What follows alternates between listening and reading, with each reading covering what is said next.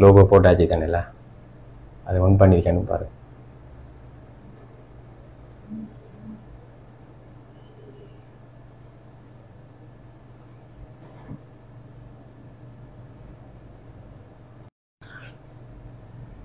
நண்பர்கள் அனைவருக்கும் அஸ்ஸலாமு அலைக்கும் வரஹ்மத்துல்லாஹி வபரகாத்துஹு. வணக்கம். அனைவர் மீதும் சாந்தியும் சமாதானமும் உண்டாகட்டும். நண்பர்களே, இன்றைய நாளிலே வியூகம் விருந்திர நிகழ்ச்சியோடு இணைந்திருக்கின்றோம். இன்றைய நாளிலே ஒரு மகிழ்ச்சிகரமான வியூகம் விருந்தினராக எமது கலையகம் வரை தந்திருக்கின்றார்கள்.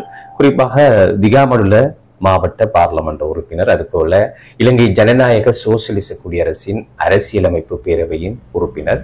அது மாத்திரமல்ல, திகாமடுல கரையோர மாவட்டங்களின் 11 பிரதேச செயலகங்களுக்கான அபிவிருத்தி ஒருங்கிணைப்பு இணைப்பு குழுவின் தலைவர் தலைமை என்ற மகடத்தோடு பல்வேறு பொறுப்பு எங்கள் மரியாதைக்குரிய ஆசான், அது போல மருதூர் மண்ணின் மைந்தன், இப்படி பல தடங்களோடு பயணித்துக் கொண்டிருக்கின்ற கௌரவ பாராளுமன்ற உறுப்பினர் அபுபக்கர் ஆதம் பாவசர் அவர்கள் வருகை தந்திருக்கின்றார்கள். அஸ்ஸலாமு அலைக்கும். வலைக்கும் அஸ்ஸலாம். அல்ஹம்துலில்லாஹ். மாஷா அல்லாஹ். முதற்கண் கடந்த 22ஆம் தேதி எமது வியூகம் கலையக திறப்பு விழாவுக்கு உங்களை அழைத்திருந்தோம். இருந்த போதும் தவிர்க்க முடியாத பாராளுமன்ற நீங்கள் அபிவிருத்தி செய்ய வேண்டும் என்று இந்த சந்தர்ப்பத்திலே கேட்டுக்கொள்கிறேன். நிச்சயமாக. குறிப்பாக வியூகம் டிவிக்கும் உங்களுக்குமான உறவு நான் நினைக்கிறேன். கடந்த 5-6 வருடங்களுக்கு முதல் நீங்கள் தேசிய மக்கள் சக்தியுடைய ஒரு பகுதியில் இருந்த போது எனக்கு தனிப்பட்ட ரீதியாக அழைப்படுப்பீர்கள்.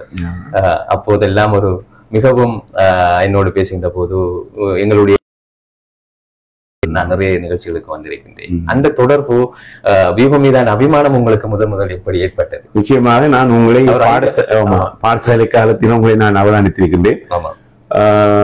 உங்களை போன்றவர்கள் எதிர்காலத்திலே சிறந்த ஒரு கலை இலக்கியவாதியாக, ஒரு அறிவிப்பாளராக, ஒரு ஊடகவியலாளராக வர வேண்டும், வருவீர்கள் என்று எதிர்பார்த்திருந்தது. அதன் காரணமாக நான் உங்களோடு ஞாபகம் இருக்கிறது. இந்த தேசிய மக்கள் சக்தியை இந்த மாவட்டத்திலே வளர்த்தெடுப்பது சந்தர்ப்பத்தில் இந்த உங்களுடைய ஊடகத்தை இதில் நான் சேர்த்துக் கொள்ள வேண்டும். நீங்கள் எந்த விதமான தடங்களும் இல்லாமல் நீங்க வந்திருக்கிறது. சாய்ந்த மருதிலே நடைபெற்ற மீனவர் மகாநாடு என்று நினைத்த தோழர் லால்காந்த் அவர்கள் வருகை தந்திருந்தார்கள். மரூர் சதுக்க நடைபெற்ற நிகழ்வு. உண்மையிலேயே அவ்வாறான நிகழ்வுகள் உங்களுடைய வியூகம் தொலைக்காட்சி மூலமாகத்தான் இந்த நாட்டிலே குறிப்பாக தமிழ் பேசும் மக்கள் இந்த தேசிய மக்கள் சக்தி இதனுடைய நோக்கத்தை, இது ஒரு அரசியல் கட்சி, இதனுடைய தலைமை என்ன, எங்களுடைய கொள்கை என்ன என்பதை நீங்கள் இந்த நாட்டுக்கு மட்டுமல்ல இந்த சந்தர்ப்பத்திலே இந்த ஆட்சியை இந்த நாட்டுமுகமும் பங்களிப்பு செய்கின்றது. ஊடகங்கள், சமூக ஊடகங்களின் பங்களிப்பு மிக அவசியம். அதுபோல மீனவர்களின் குரலை நீங்கள் உரத்து பேசிய சகல மீனவர்கள் ஒரு தொழில் சார்ந்த குழுமத்தினராக மீனவர்கள் அதில் உங்களுடைய ஒரு மிக உணர்ச்சிகரமான பேச்சு எல்லாம் இப்போதும் வியூகம் இருக்கிறது.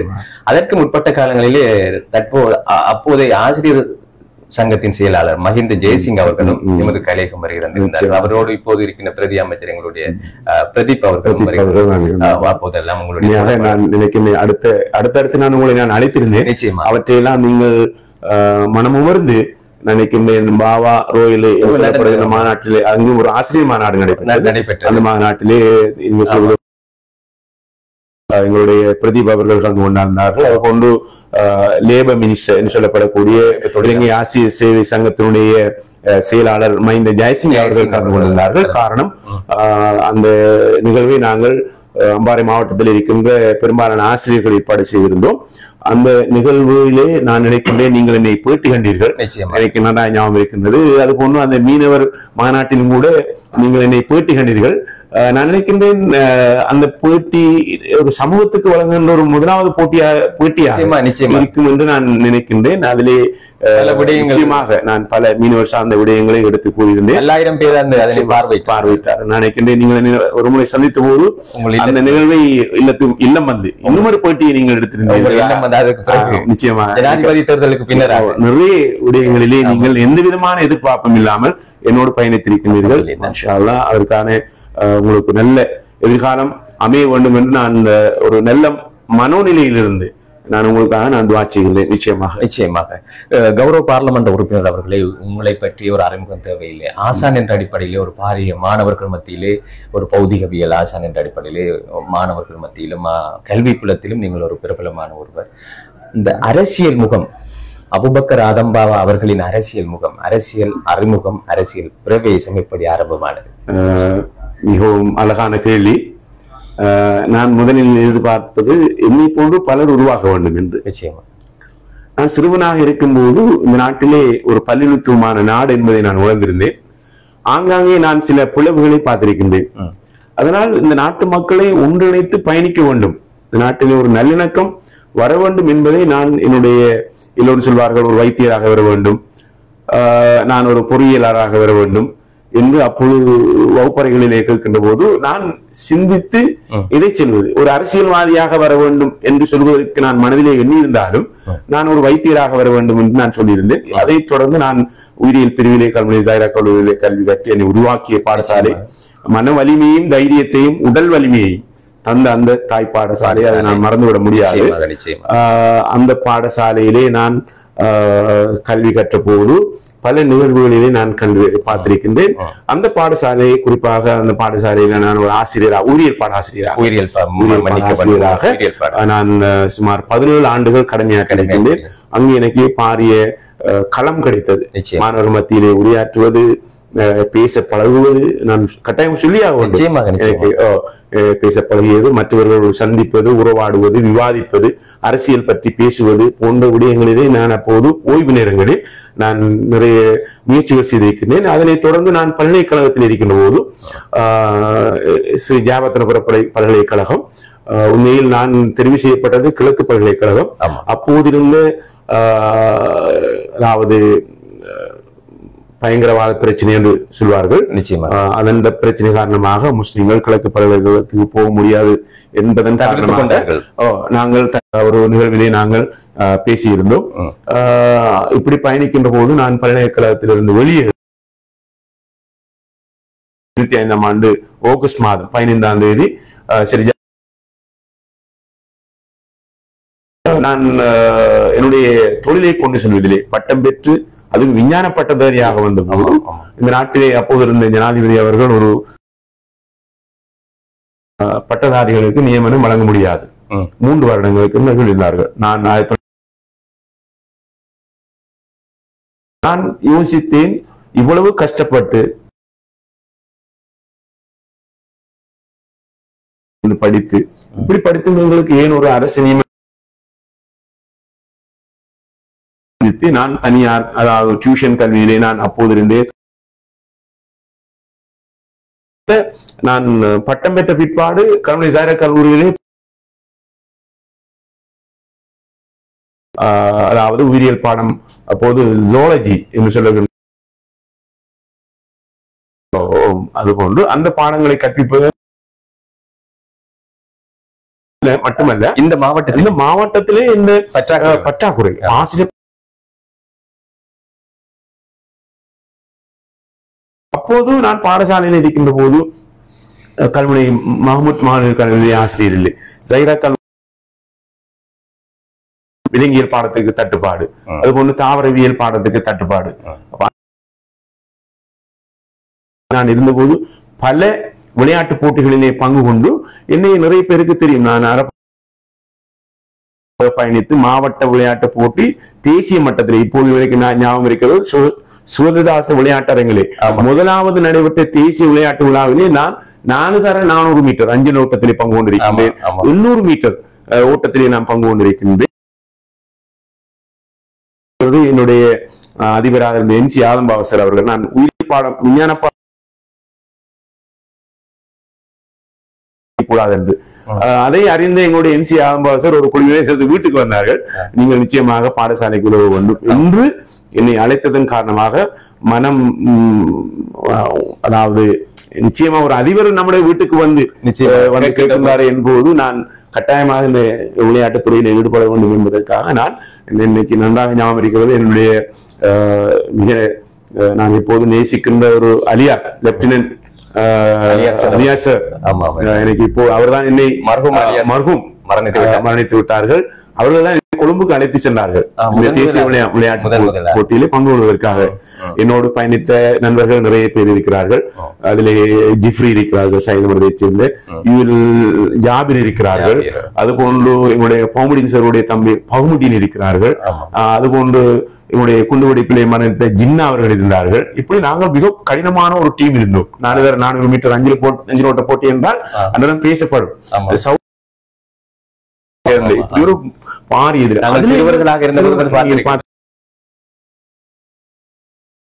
மனத்தை நாங்கள் தைரியமாக்கி கொண்டோம், உறுதியாக்கி கொண்டோம். கற்றுக்கொண்டு நான் ஒருபோது நான் மறந்துவிட மாட்டேன்.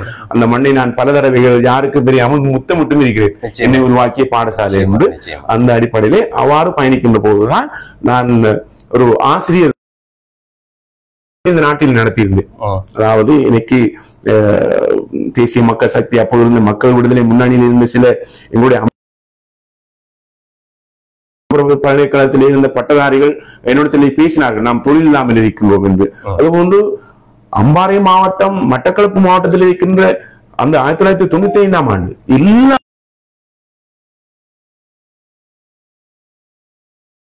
பட்டதாரிகளுடைய வீட்டுக்கு சென்று எங்களுடைய சிங்கள சகோதரர்கள் பட்டதாரிகளுடைய வீட்டுக்கு சென்று இணைத்து நாங்கள் அதாவது கிழக்கு மாகாண வேலையற்ற பட்டதாரிகள் சங்கம் என்ற ஒரு சங்கத்தை உருவாக்க கிழக்கு மாகாண வேலையற்ற பட்டதாரிகள் சங்கம் என்று கொண்டு உருவாக்கியிருந்தோம். ஆனால் அப்போது வடகிழக்கு மாகாண சபை தான் இருந்தது. அப்படி வடகிழக்கு இருக்கின்ற போது அதாவது நாங்கள் கிழக்கு மாகாண வேலையற்ற பட்டதாரிகள் என்று சொல்கின்ற போது அப்போது இருந்தவர்கள் அதை ஏற்றுக்கொள்ளவில்லை.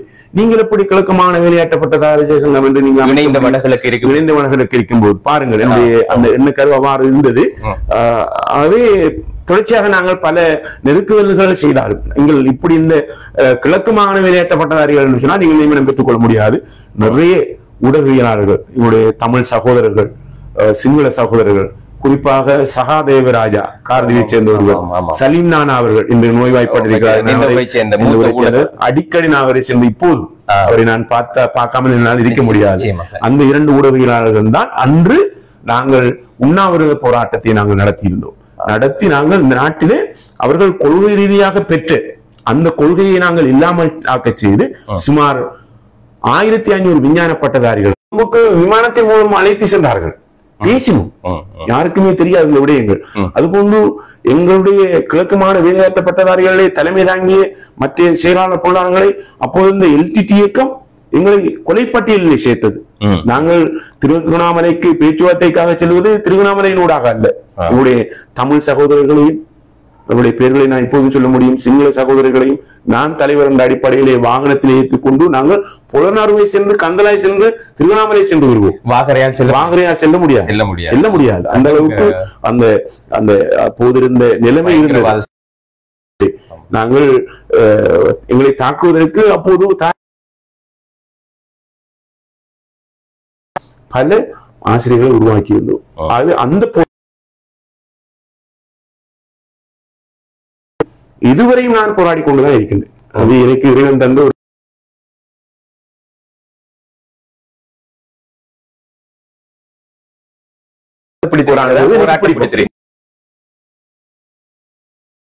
மக்கள் நினைக்கின்றதை ஒரு கஷ்டமா இருக்கின்ற போது அவருக்கு உதவி செய்ய வேண்டும் என்ற எண்ணப்பாடு சொல்வார்கள். சமூகம் சார்ந்த அல்லது பல்லினத்துவம் சார்ந்த ஒரு நாட்டிலே அதாவது நம்ம சமூக சேவையிலே ஈடுபடுவது அது ஒரு பாரிய இபாதத் என்றுதான் நான் சொல்வேன். எனக்கு இருக்கிறது. அதனால் இறைவன் எனக்கு பல நாடல்களை தந்திருக்கு. நான் குறிப்பாக சொந்தக்காரர்கள் கொஞ்சம் சொந்தக்காரர்கள் தகுதி இருக்கிறதா என்றும் கேட்கிறார்கள். என்னை விட தகுதி படைத்தவர் ஒருவர் இந்த கிழக்கு மாநிலத்தில் இருக்க முடியாது. நான் நினைக்கின்றேன், இலங்கையில் இருக்கின்ற கிழக்கு பல்கலைக்கழகத்திலே படித்திருக்கிறேன், ஸ்ரீ ஜாபத்தினபுர பல்கலைக்கழகத்திலே படித்திருக்கிறேன், பேராதனை பல்கலைக்கழகத்திலே படித்திருக்கிறேன், அதுபோன்று திறந்த பல்கலைக்கழகத்தில் படித்திருக்கிறேன். ஏன் வெளிநாட்டு பல்கலைக்கழகமாக இருக்கிற பாலிடெக்னிக் யூனிவர்சிட்டி, அதாவது ILO இன்டர்நேஷனல் லேபர் ஆர்கனைசேஷனுக்கு தந்த பேராதனை பல்கலைக்கழகத்தில் நான் அதாவது மாஸ்டர் டிகிரி செய்கின்ற போது எனக்கு வெளிநாட்டு பல்கலைக்கழகம் இத்தாலியில் இருக்கின்ற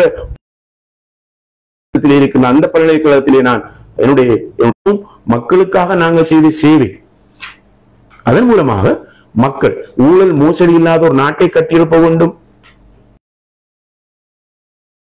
கையளிக்க வேண்டும் என்பதற்காக பல போராட்டங்களை நடத்தியதன் காரணமாகத்தான்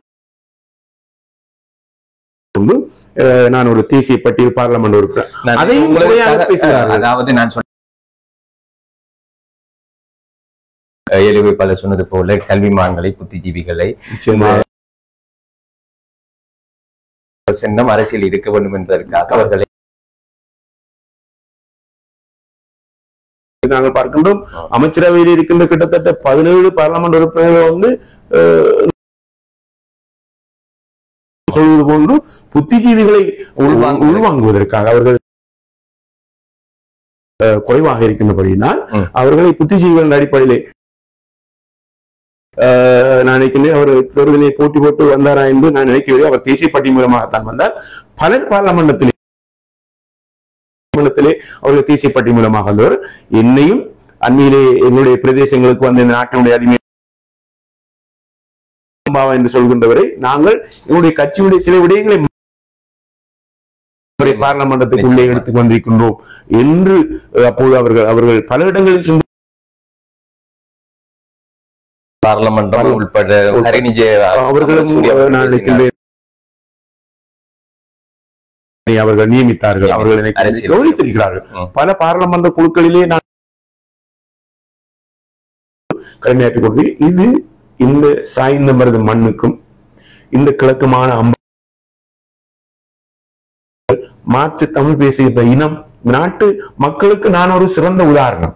நான் இந்த நாட்டு மக்களுக்காக பாட்டுப்பட்டுக் கொண்டு சரியா. ஆகவே அது நான் இந்த மண்ணுக்குள் மட்டும் என்னை நான் முடியாது. ஆகவே நான் கடந்த காலங்களில் அபிவிருத்தி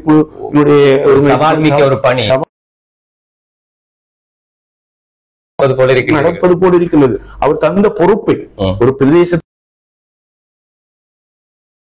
தந்த அந்த பொறுப்பை மிக கவனமாக நான் செய்து வருகின்றேன். போதெல்லாம் எப்படி செய்கின்றீர்கள், என்ன செய்கின்றீர்கள் என்று என்னை அவர் விசாரிக்கின்ற குணமுடையவர், என்னை பற்றி நேசிக்கின்ற தேர்தலுக்கு முதல் சில மேடைகளில் என்னுடைய என்னை கைவிட மாட்டார் என்ற ஒரு வார்த்தை பல மேடைகளில் சொன்னது ஞாபகம். டிவியில் கூட உங்களது அந்த ஒளிப்பதிவு அதை தெளிவாக சொல்ல முடிந்தது. எனது தோழர் மாட்டார் என்று சொன்னீர்கள். அந்த வார்த்தை பழித்திருக்கிறது. அவரை எங்கு கண்டாலும் என்னை அவர் அண்மையிலும் கூட ஒரு நிகழ்வை தேடினார். நான் உன்னாய்த்து என்னை அரவணைத்து இருவரும் எந்த பல்கலைக்கழகம் நான் அவர் பல்கலைக்கழகத்துக்கும் கல்வி பல்கலைக்கழகத்துக்கு இடையில வந்து அப்போது நிறைய தொடர்புகள் இருக்கும்.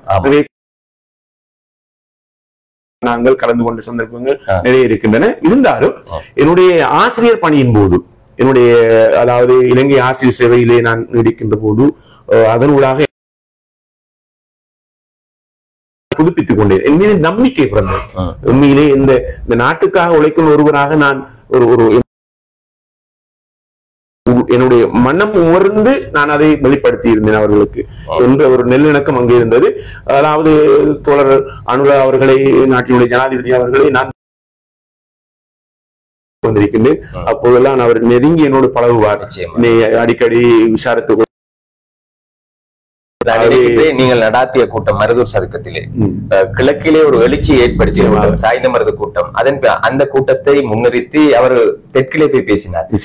முஸ்லிம் பிரதேசங்களிலே தேசிய மக்கள் சக்திக்கு ஒரு பாரிய ஆதரவு, சாய்ந்த மருதில் இப்படி ஒரு ஆதரவு என்றெல்லாம் அவர் பேசினார். அதை எப்படி கூற வேண்டும்? மிக சரியாக மிக முக்கியமான ஒரு கூட்டம் அது. நான் நினைக்கின்றேன் பல ஊர்களிலும் இருந்து பேசினார் அவர். அது எல்லா இடத்திலும் சென்று பேசினார். அதாவது தமிழ் பேசும் மக்கள், இந்த நாட்டினுடைய சிங்கள சகோதரர்கள் அவரை மிக உன்னிப்பாக மக்கள் ஒன்றிணைந்தார்கள். முஸ்லிம் மக்கள் இணைந்து விட்டார்கள் என்ற கேள்வி இந்த தேசியத்தில் ஏற்பட்டது. அப்போது இந்த சாய்ந்த மருது அந்த கூட்டம் உலகத்துக்கும் இந்த நாட்டுக்கும் செய்தியை சொல்லியது என்னவென்று சொன்னால், முஸ்லிம்களும் தேசிய மக்கள் சக்தியோடு இணைந்து விட்டார்கள் என்ற செய்தி இந்த நாட்டுக்கு போய் சேர்ந்தது. ஆகவே அதன் பிற்பாடு இந்த நாட்டிலே வாக்காளர்கள் மத்தியிலே பாரிய மாற்றம் ஏற்பட்டது. அதில் ஒரு வார்த்தை சொன்னால் அதிகளவான பெண்களும் வந்திருந்தார். நிச்சயமாக அதிலே அவரை பார்ப்பதற்காக நிறைய முஸ்லிம் பெண்கள் வந்திருந்தார்கள். அது மிகவும் சந்தோஷமா. காலையிலே போய் அடுத்த நாள் பேசியிருந்தார். நான் சாய்ந்த மருதுக்கு சென்றிருந்தேன். இருக்கிறார்கள் செய்தி அந்த மக்களுக்கு அவர்கள் கூறியிருந்தார்கள். நிச்சயமாக அந்த தலைவன் இந்த நாட்டிலே இருக்க, நான் நினைக்கிறேன் பார்லமெண்டத்தில் இருக்கின்ற தேசிய கட்சிகளே 8 பார்லமெண்ட் உறுப்பினர் இருக்கின்ற கட்சி இதுதான். இன்று எங்களை இவர்கள், அதாவது இங்க இருக்கின்ற இந்த முஸ்லிம் காங்கிரஸ் அரசியல், அதுபோன்று அகில இலங்கை முஸ்லிம், அகில இலங்கை மக்கள் காங்கிரஸ் என்று சொல்கின்ற அரசியல் இப்போது இவர்களுடைய இறுதி காலகட்டத்தில் இவர்கள் இருந்து கொண்டிருக்கிறார்கள். ஆகவே தேசிய மக்கள் சக்தியை எப்படியோ அழித்து விட வேண்டும் என்பதற்காக நாங்கள் கூட்டங்களிலே பேசுகின்ற சிறிய தவறுகளை மனிதன் பேசுகின்ற போது அதை சுதாகரித்துக் கொண்டு மீண்டும் நாங்கள் பேசுகின்ற போது அது சில நேரங்களில் எங்களை நாங்கள் உணர்ச்சி வசப்பட்டு விடுவோம். அப்படியான சில ஒரு சில சொற்கள் அதை கூட இவர்கள் பயன்படுத்தி பயமடைந்திருக்கிறார்கள். இன்று நாங்கள் பார்க்கின்றோம் தேசிய மக்கள் சக்தியை மாத்திரம் இருக்க நாட்டில் இருக்கிற அனைத்து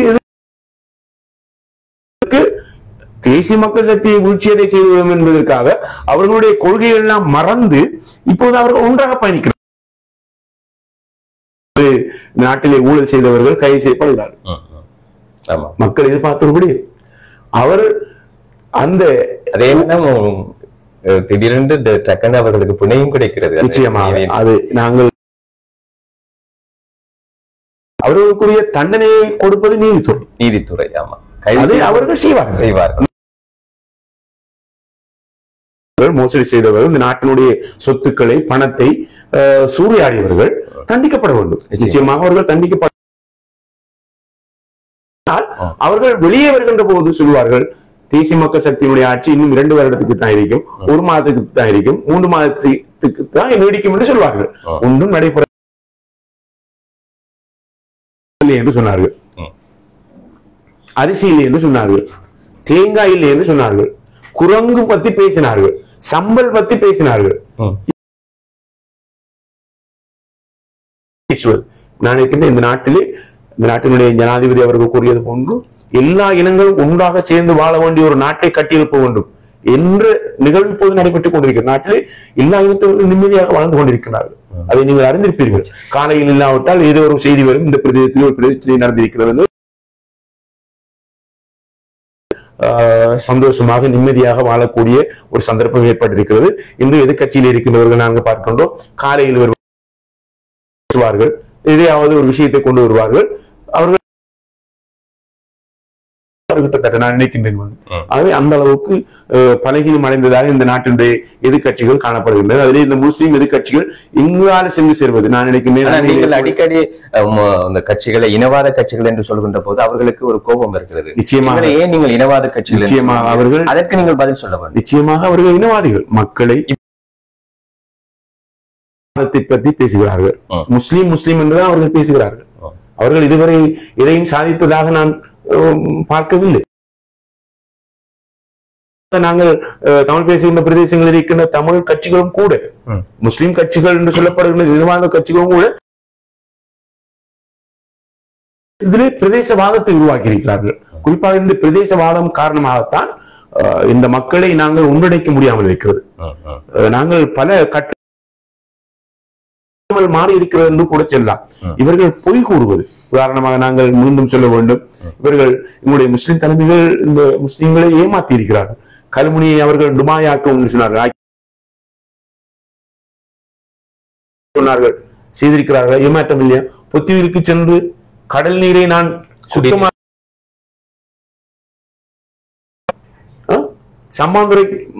சம்மாந்துரைக்கு வீடுகளை கட்டித்தருவோம், கரை மாவட்டத்தை நிரப்பி என்று சொன்னார்கள். மக்களுக்கு வீடு கட்டி கொடுத்திருக்கிறார்கள். ஏன் சாய்ந்தமருது மக்களை ஏமாற்றினார்கள். நகர சபை தருவதாக ரணில் விக்ரமசிங்கவை கூட்டி வந்து அவர்களுக்கு எழுதி கொடுத்து இதை சொல்லுங்கள் என்று சொன்னார்கள். மக்களை ஏமாற்றினார்கள். ஆகவே இவர்கள் ஏமாற்றியவர்கள் என்பதை நான் இன்னும் கூறிக்கொண்டுதான் இருக்கின்றேன். ஆகவே அதிலே உங்களுக்கு எந்த சங்கடமும் இல்லை. சங்கடம் இல்லை. இன்று இதன் காரணமாகத்தான் இன்று நாங்கள், ஆனால் நீங்கள் விடுகின்ற சின்ன சின்ன பிள்ளைகள் தடுமாற்றங்களை அவர்கள் தூக்கி பிடிக்கின்றார்கள். அப்போது உங்களது மனநிலை எனக்கு பிரச்சனை இல்லை. அவர்கள் சில பிரச்சனைகளை நான் சரியாதான் இருக்கின்றேன். நான் இந்த நாட்டிலே இருக்கின்ற, நான் மீண்டும் கூறுகிறேன், என்னுடைய இனம் சார்ந்தவர்கள் பலஸ்தீன மக்கள். இந்த நாட்டிலே நான் நினைக்கின்றேன், மக்கள் விடுதலை முன்னணியும் தேசிய மக்கள்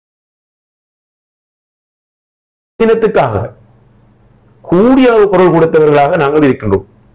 அது மாத்திரமல்ல, எங்களுடைய சகோதரர்கள் இன்றும் பலஸ்தீன மக்களுடைய சங்கங்களிலே தலைவர்களாக இருக்கிறார்கள். அவர்களுக்கு உரிமை கிடைக்க வேண்டும். அவர்களுக்குரிய உரிமைகள் கிடைப்ப விடத்திலே நான் ஆளுங்கட்சி என்ற அடிப்படையிலே நான் கூறிக்கொள்கின்றேன். நாங்கள் அவர்களுக்கு உரிமை கிடைக்க வேண்டும் என்பது எந்த விதமாக அவர்களுக்காக நாங்கள் போராடுவதை நாங்கள் ஒருபோது நாங்கள் தொடர்ந்து போராடி இருக்கின்றோம். எந்த செய்தியை நான் இடத்திலே நான் பதிவு செய்து கொள்ள, கௌரவ பார்லமெண்ட் உறுப்பினர்கள் சில கைதுகள், பலஸ்தீன் பற்றி பேசியதற்காக, இஸ்ரேலை பற்றி இகழ்ந்ததற்காக சில கைதுகள் வந்தன. அந்த கைதுகள் கூட அரசியல் பரப்பிலே பாரிய அதிர்வலைகளை உண்டு பண்ணுகின்றன. அதற்கு நீங்களே தூபம் விடுவது போல அரசு நடந்து கொள்கிறது என்கின்ற ஒரு குற்றச்சாட்டு இருக்கிறது. முஸ்லிம்கள் ஒட்டுமொத்தமாக வாக்களித்திருக்கிறார்கள். இந்த முறை தேர்தலிலே முஸ்லிம் பெரும்பான்மை தேசிய மக்கள் சக்திக்கு விழுந்திருக்கு. அதிலும் கிழக்கு மாகாணம் ஒரு பாரிய ஒரு மாற்றம், ஒரு அலையலையாக மக்கள் வாக்களித்து இருந்த போதும் சில இந்த அரசியல் அமைப்பு, குறிப்பாக அரசியல் கட்சி, குறிப்பாக ஆளுங்கட்சிக்குள் இருக்கின்ற சில, அதனால் ஒரு சில சர்ச்சை. உண்மையில் நாங்கள் தேசிய மக்கள் சக்தியோ, தேசிய மக்கள் சக்தியில் இருக்கின்ற பார்லமெண்ட் உறுப்பினர்களோ பலஸ்தீன மக்களுக்கு நாங்கள் எதிரானவர்கள் அல்ல. அவர்களுக்கு உரிமை கொடுக்க வேண்டும் என்பதிலே நாங்கள் மிகவும் உறுதியானவர்கள். நாங்கள் விடுதலை போராட்டத்திலே இருந்தவர்கள், உங்களுக்கு தெரியும். நிச்சயமாக 60,000 இளைஞர்களை இழந்துதான் இப்போது நாங்கள் ஆட்சியை கைப்பற்றி இருக்கிறோம். ஒரு விடுதலை போராட்டத்தினுடைய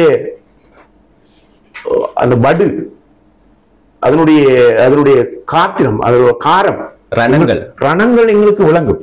நிச்சயமா. ஆகவே ஒரு இனத்துக்காக அவர்கள் போராடி கொண்டிருக்கிறார்கள். தன்னுடைய நாட்டை மீட்பதற்காக போராடி கொண்டிருக்கிறார்கள். மண்ணுக்காக போராடி கொண்டிருக்கிறார்கள். ஆகவே நாங்கள் அவர்களோடு இருக்கின்றோம். மீண்டும் மீண்டும் நான் கூறிக்கொள்ள விரும்புகின்றேன், நாங்கள் பலஸ்தீன மக்களுக்கு ஒருபோதும் நாங்கள் எதிரானவர்கள் அல்ல.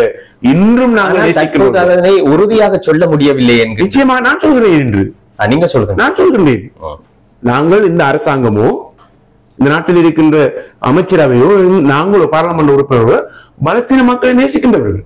எங்களுடைய விமல் ரத்நாயக்கா அமைச்சர் அவர்கள் இன்னும் பலஸ்தீன, அதாவது பார்லமெண்ட் உறுப்பினர்களுடைய, பலஸ்தீன இலங்கை பார்லமெண்ட் உறுப்பினர்களுடைய தலைவராக இருந்து கொண்டிருக்கிறார்.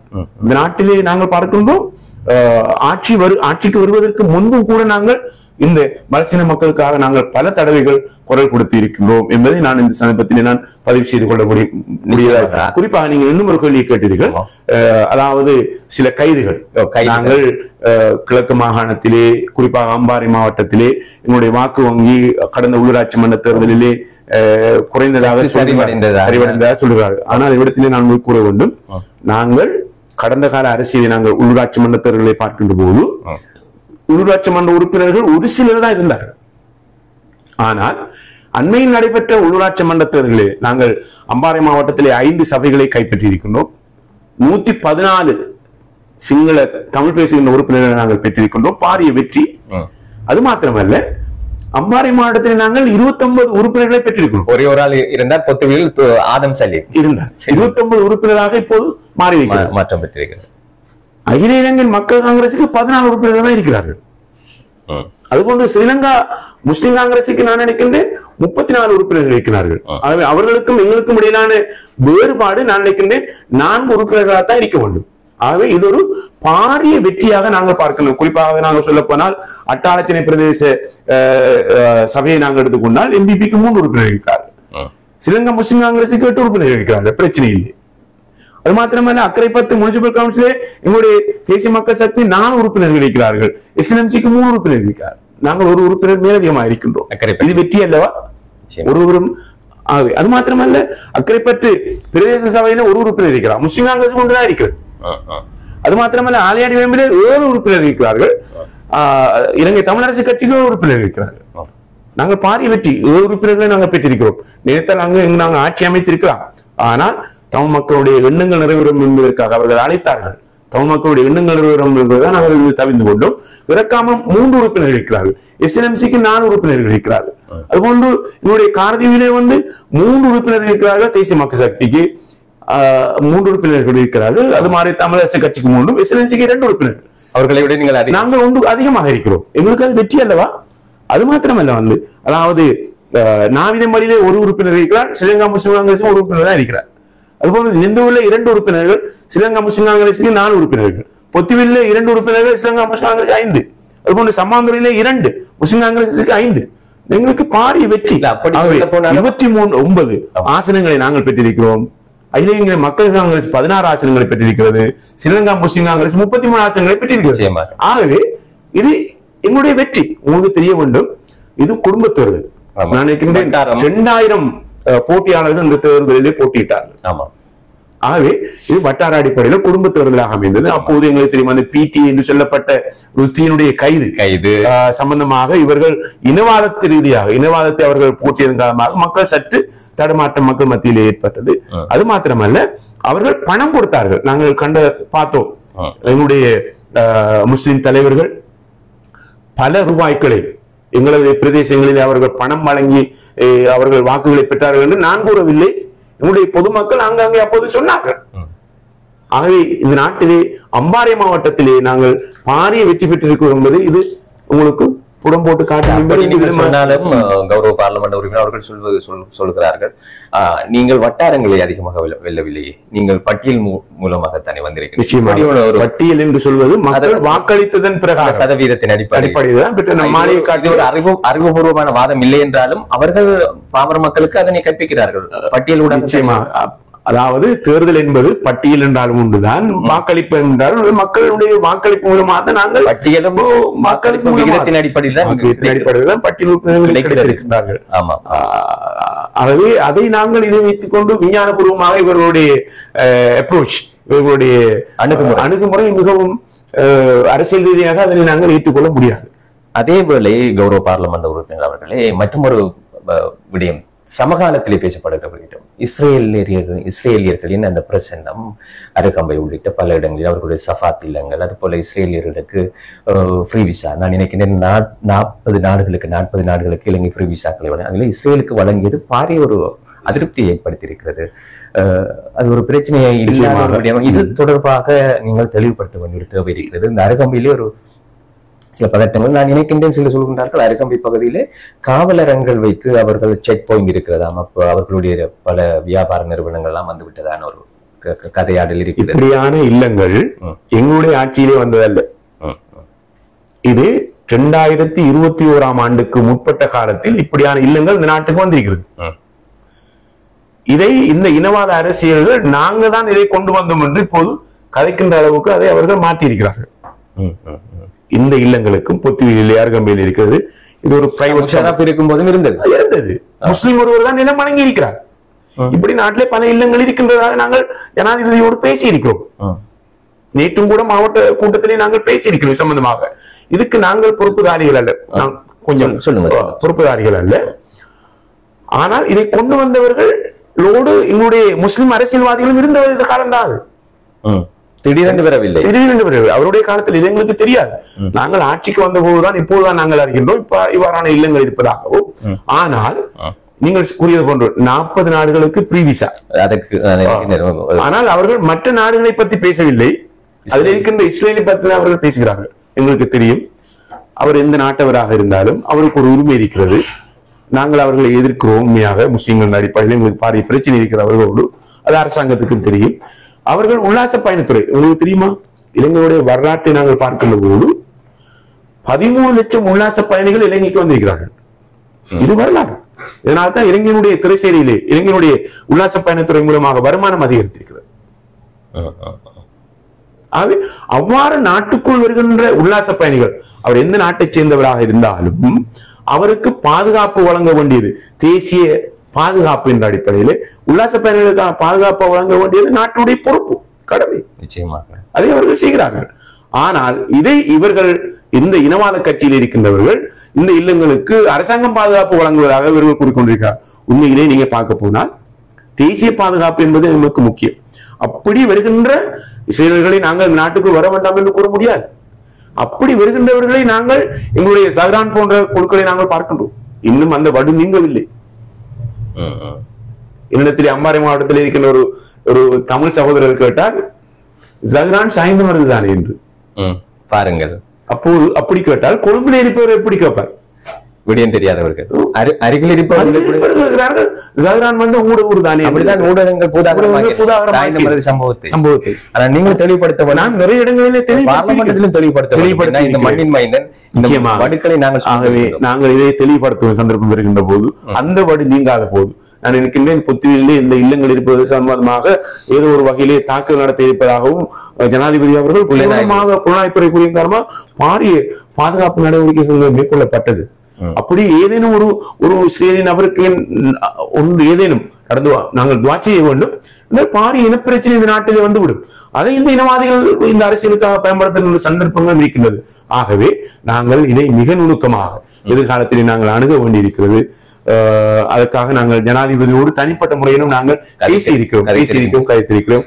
அதை அவர்கள் கருத்தில் எடுத்திருக்கிறார்கள். மிக கவனம் அருகம்பை விடயம் தொடர்பாக கௌரவ பார்லிமெண்ட் உறுப்பினர் அவர்களே நான் நினைக்கிறேன் பொத்திவிலுக்கும் நீங்கள் தான் டிசிசி இந்த விடயங்கள் வருகின்ற நாங்கள் அண்மையிலே கூட பார்லிமெண்ட் அதாவது இந்த ஒருங்கிணைப்பு குழு கூட்டத்திலே இந்த இல்லங்களை நாங்கள் எவ்வாறேனும் தொடர்பு கொண்டு இந்த மக்கள் எதிர்கொண்ட பிரச்சனைகளை நாங்கள் தீர்க்க வேண்டும் என்று நாங்கள் முடிவுகளுக்கு வந்திருக்கின்றோம். நிச்சயமா இதுக்கு அவர்களுக்கு நிலத்தை யார் விற்பனை செய்கின்றார்கள்? எங்களுடைய முஸ்லிம் சகோதரர்கள் விற்பனை செய்திருக்கிறார்கள். உதாரணமாக நீங்கள் நான் பல தகவல்களை நான் கூற முடியாது. அவர்களை நிலம் வழங்கியது எங்களுடைய முஸ்லிம் சகோதரர்கள். அவர்கள் விற்றிருக்கிறார்கள். அவர்கள் இஸ்ரேலியர்கள் என்று தெரிந்து கொண்டு விற்றார்கள். அதை பற்றி எனக்கு தெரியாது. நிச்சயமாக அவர்கள் விற்றிருக்கிறார்கள். அவருடைய பேரும் தெரியும் எங்களுக்கு. சந்தர்ப்பத்துக்கு எங்களால் கூற முடியாது நான் நினைக்கின்றேன். அது சம்பந்தமான தகவல்கள் எங்களுடைய கட்சி சம்பந்தமாக நிறைய ஆய்வுகளை மேற்கொண்டு வருகின்றது. அவர்களுடைய அருகம்பையிலே கீஃப்ரு மொழியிலே அவர்களுடைய ஹோட்டல் இயங்கிக் கொண்டிருப்பதாக நாங்கள் நேற்று தான் அதை அறிய கிடைத்தது. அவ்வாறாக இருந்தால் அதை நாங்கள் மிக கவனமாக அணுக வேண்டியிருக்கிறது. அணுகி அதற்கான தீர்வுகளை இன்ஷா அல்லாஹ் நாங்கள் கொடுப்பதற்கான ஏற்பாடுகளை நாங்கள் அரசாங்கம் இதனை நிச்சயமாக இருந்தால் முஸ்லிம் பார்லிமெண்ட் உறுப்பினர்கள் உங்களுக்கு தாக்கங்களை இவர்கள் உண்டு பண்ணுவார்கள். உங்களுக்கு தெரிய வேண்டும், இந்த எதிர்கட்சியில் இருக்கின்ற பார்லிமெண்ட் உறுப்பினர்கள் அவருடைய தொழில் பேசுவது நான் நினைக்கிறேன் அவர்கள் பேச வேண்டும்.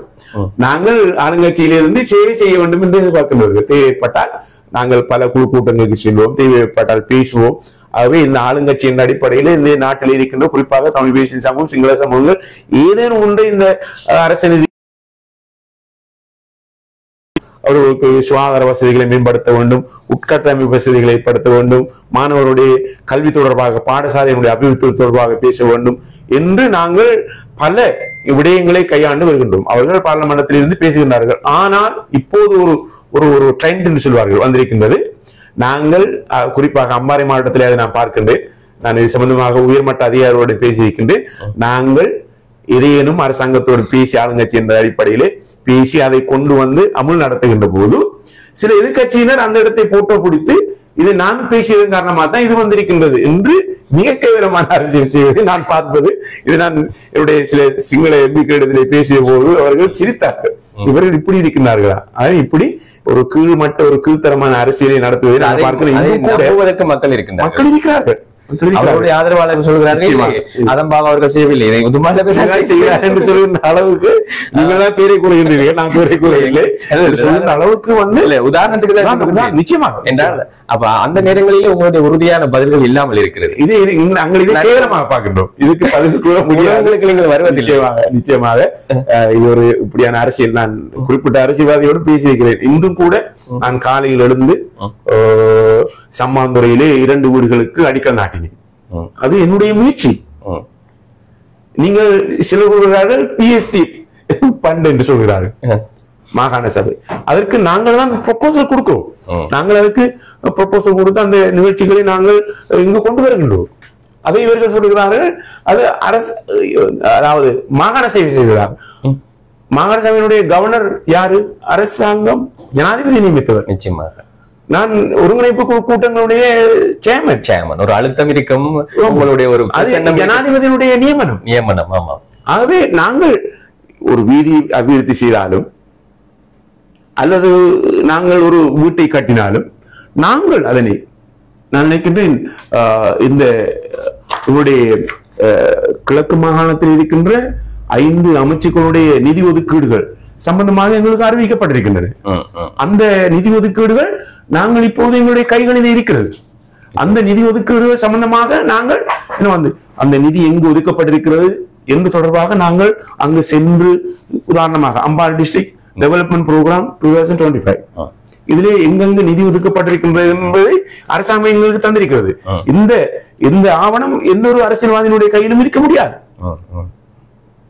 இந்தந்த இடங்களுக்கு நிதி ஒதுக்கீடு செய்யப்பட்டிருக்கிறது, அங்கு இந்த நிதி ஒதுக்கீடுகளை நீங்க பயன்படுத்தி இந்த வேலைகளை செய்ய வேண்டும் என்று எங்களுக்கு அழுத்தம் கூறப்பட்டிருக்கிறது. ஒரு பிரதேச அபிவிருத்தி குழு தலைவர் என்ற அடிப்படையில் annual implementation report Ampara 2025 Ampara மாவட்டத்தில் அவர்கள் எது செய்ய போகிறார்கள், எந்த பாடசாலைக்கு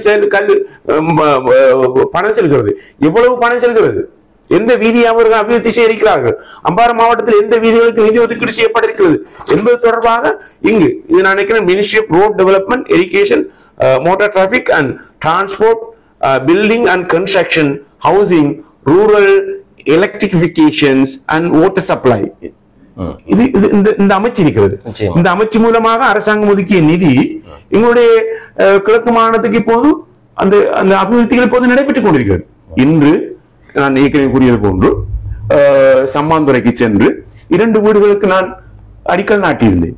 ஒவ்வொரு வீட்டினுடைய பெருமானம் 1 மில்லியன் ரூபாய்கள், அது 1.8 மில்லியன் வரை அது செல்லும். அதனைத் தொடர்ந்து நான் அட்டாளச்சனை பிரதேசத்துக்கு சென்றேன்.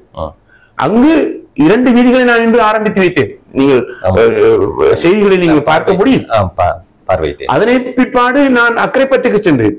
அங்கு எங்களுடைய RDA ரோட் டெவலப்மெண்ட் அத்தாரிட்டி அதுக்கு இவ்வளவு நிதி வழங்கப்பட்டது. எங்களுடைய அமைச்சர் என்னோட தொடர்பு கொண்டு இது சம்பந்தமான விடயங்களை மேற்பார்வை செய்யுமாறு பணித்திருந்தார். அக்கரைப்பட்டுக்கு சென்றோம், இன்று அந்த வீதிகளை பார்வையிட்டோம். அங்கு அடிக்கல் நாட்டியிருந்த சில வீதிகளுக்கு இன்று ஆரம்பித்து வைத்திருக்கிறோம். இப்படி தொடர்ச்சியாக சாய்ந்த மரத்திலே நாங்கள் 2 வீடுகளுக்கு நாங்கள் முந்தின நாள் நான் நினைக்கின்றேன் ஒரு வீட்டுக்கு அடிக்கல் நாட்டியிருந்தேன், இன்னும் ஒரு வீட்டுக்கு அடிக்கல் நாட்டியிருக்கிறேன். இவ்வாறு 102 வீடுகள் மொத்தமாக அம்பாறை மாவட்டத்துக்கு நான் நினைக்கின்றேன். அதாவது ஒவ்வொரு பிரதேச செயலகங்களுக்கு நாங்கள் 5 வீடு, நான் நினைக்கின்றேன் சம்மாந்துறைக்கு 8 வீடுகளை நாங்கள் வழங்கி இருக்கின்றோம். சாய்ந்த மரத்துக்கு இப்போது 2 வீடுகள் வந்திருக்கின்றன, இன்னும் பல வீடுகள் வரை இருக்கின்றன. அனைத்து உங்களுக்கு மேற்பார்வை நிச்சயமாக அம்பாறை மாவட்டத்திலே எல்லா வீடுகளுக்கும் நான் தான் சென்று அதுக்குரிய அடிக்கல் நாட்ட வேண்டும் என்று என்னை பணித்திருக்கிறார்கள். என்னுடைய முயற்சி கிராமிய அபிவிருத்தி, அதாவது ரூரல் டெவலப்மெண்ட் மினிஸ்ட்ரி இதை செய்கின்றது. சமூக மேம்பாட்டு சமூக பாதுகாப்பு அமைச்சு எங்களுடைய மாவட்டத்தை சேர்ந்த ஒருவர் தான் அதனுடைய பிரதி அமைச்சராக இருந்து கொண்டிருக்கிறார்கள். ஆகவே நாங்கள் அதிக அளவு, அதாவது எங்களுக்கு தெரியும் இந்த அரசாங்கம் ஆட்சிக்கு வந்து ஏழைகளுடைய வாழ்வை உயர்த்த வேண்டும் என்பதிலே நாங்கள் மிக கவனமாக இருக்கின்றோம். வீதிகளை அபிவிருத்தி செய்ய வேண்டும் என்று நாங்கள் மிக கவனமாக இருக்கின்றோம். கிளீன் ஸ்ரீலங்கா நிகழ்ச்சி திட்டத்தை நாங்கள் படிப்படியாக அமல் நடத்தி கொண்டு வருகின்றோம். அதுபோன்று டிஜிட்டலைஸ் ஸ்ரீலங்கா என்று சொல்லப்படக்கூடிய நிகழ்வு இப்போது நாட்டிலே டிஜிட்டல் மயமாக்கல் நடைபெற்றுக் கொண்டிருக்கின்றன. ஊழல் மோசடிகள் இதன் மூலமாக தவிர்க்க முடியும். டிஜிட்டல் எக்கானமி என்று சொல்லுகின்ற விடயங்களையும் நாங்கள் அண்மையில் நான் சைனா சென்று பொருளாதாரம் தொடர்பாக எங்களுக்கு பயிற்சி அளிக்கப்பட்டிருக்கிறது. அந்த பயிற்சியில் நான் கலந்து கொண்டிருக்கின்றேன். ஆகவே எதிர்காலத்திலே நாட்டினுடைய அபிவிருத்தி, எதிர்கால சந்ததியை ஊழல் மோசடி இல்லாத ஒரு வீண்விரயம் இல்லாத ஒரு நாட்டை கட்டியெழுப்ப வேண்டும் என்பதற்காக நாங்கள் தேசிய மக்கள் சக்தி இந்த பிரதேசத்திலே ஒரு முஸ்லிம் பார்லமெண்ட் உறுப்பினர், தமிழ் பேசுகின்ற எனக்கு இந்த அம்பாறை மாவட்டம் கிழக்கு மாநிலத்திலே பல்வேறு பொறுப்புகளை அவர்கள் வழங்கி இருக்கிறார்கள். அதை நான் இப்போது மேற்கொண்டு வருகின்றேன். அது மாத்திரமல்ல, இதுவரைக்கும் செய்திருக்கின்ற பணி program 2025 PST CGB and maintenance plans Ampara district Ministry of Health சுகாதாரத்துக்கு அவர்கள் எவ்வளவு நிதி ஒதுக்கி இருக்கிறார்கள் என்பது எங்களிடத்திலே கையிலே இருக்கின்றது.